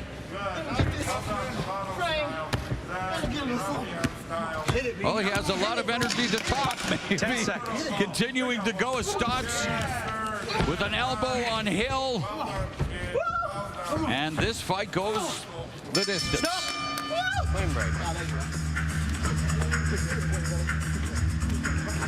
Not the fight that I or many others anticipated, but we go the 15-minute distance. Rafion Stots ranked in number 4. Josh Hill ranked in number 7. Stots coming for that belt. And the body language says it all. I mean, Stots is talking up a storm, has a lot more energy. So again, John, what does that mean? Could have used a lot more energy in trying to finish the fight. And then for Josh Hill, the look on his face says it all. Frustration. Hard to imagine what's going through his mind right now after working so hard and such an opportunity here tonight. Yeah, it's just frustration. You're up against a guy that you're looking, you're going, man, I just cannot feel that position that I need to get to so I can be offensive, so I can be calculated and strike without getting hit. It was just too much for him tonight. I got plenty on this.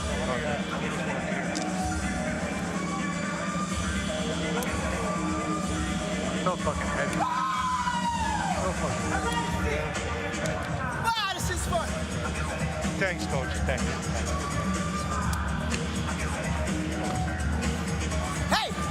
Hey, y'all better get your shit together. Hey, y'all better get your shit together. Because your boy is on the way. Yeah. We here now.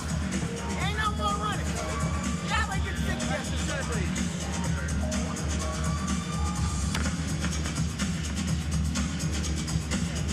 Let's go to Michael C. Williams. Nice, stand up.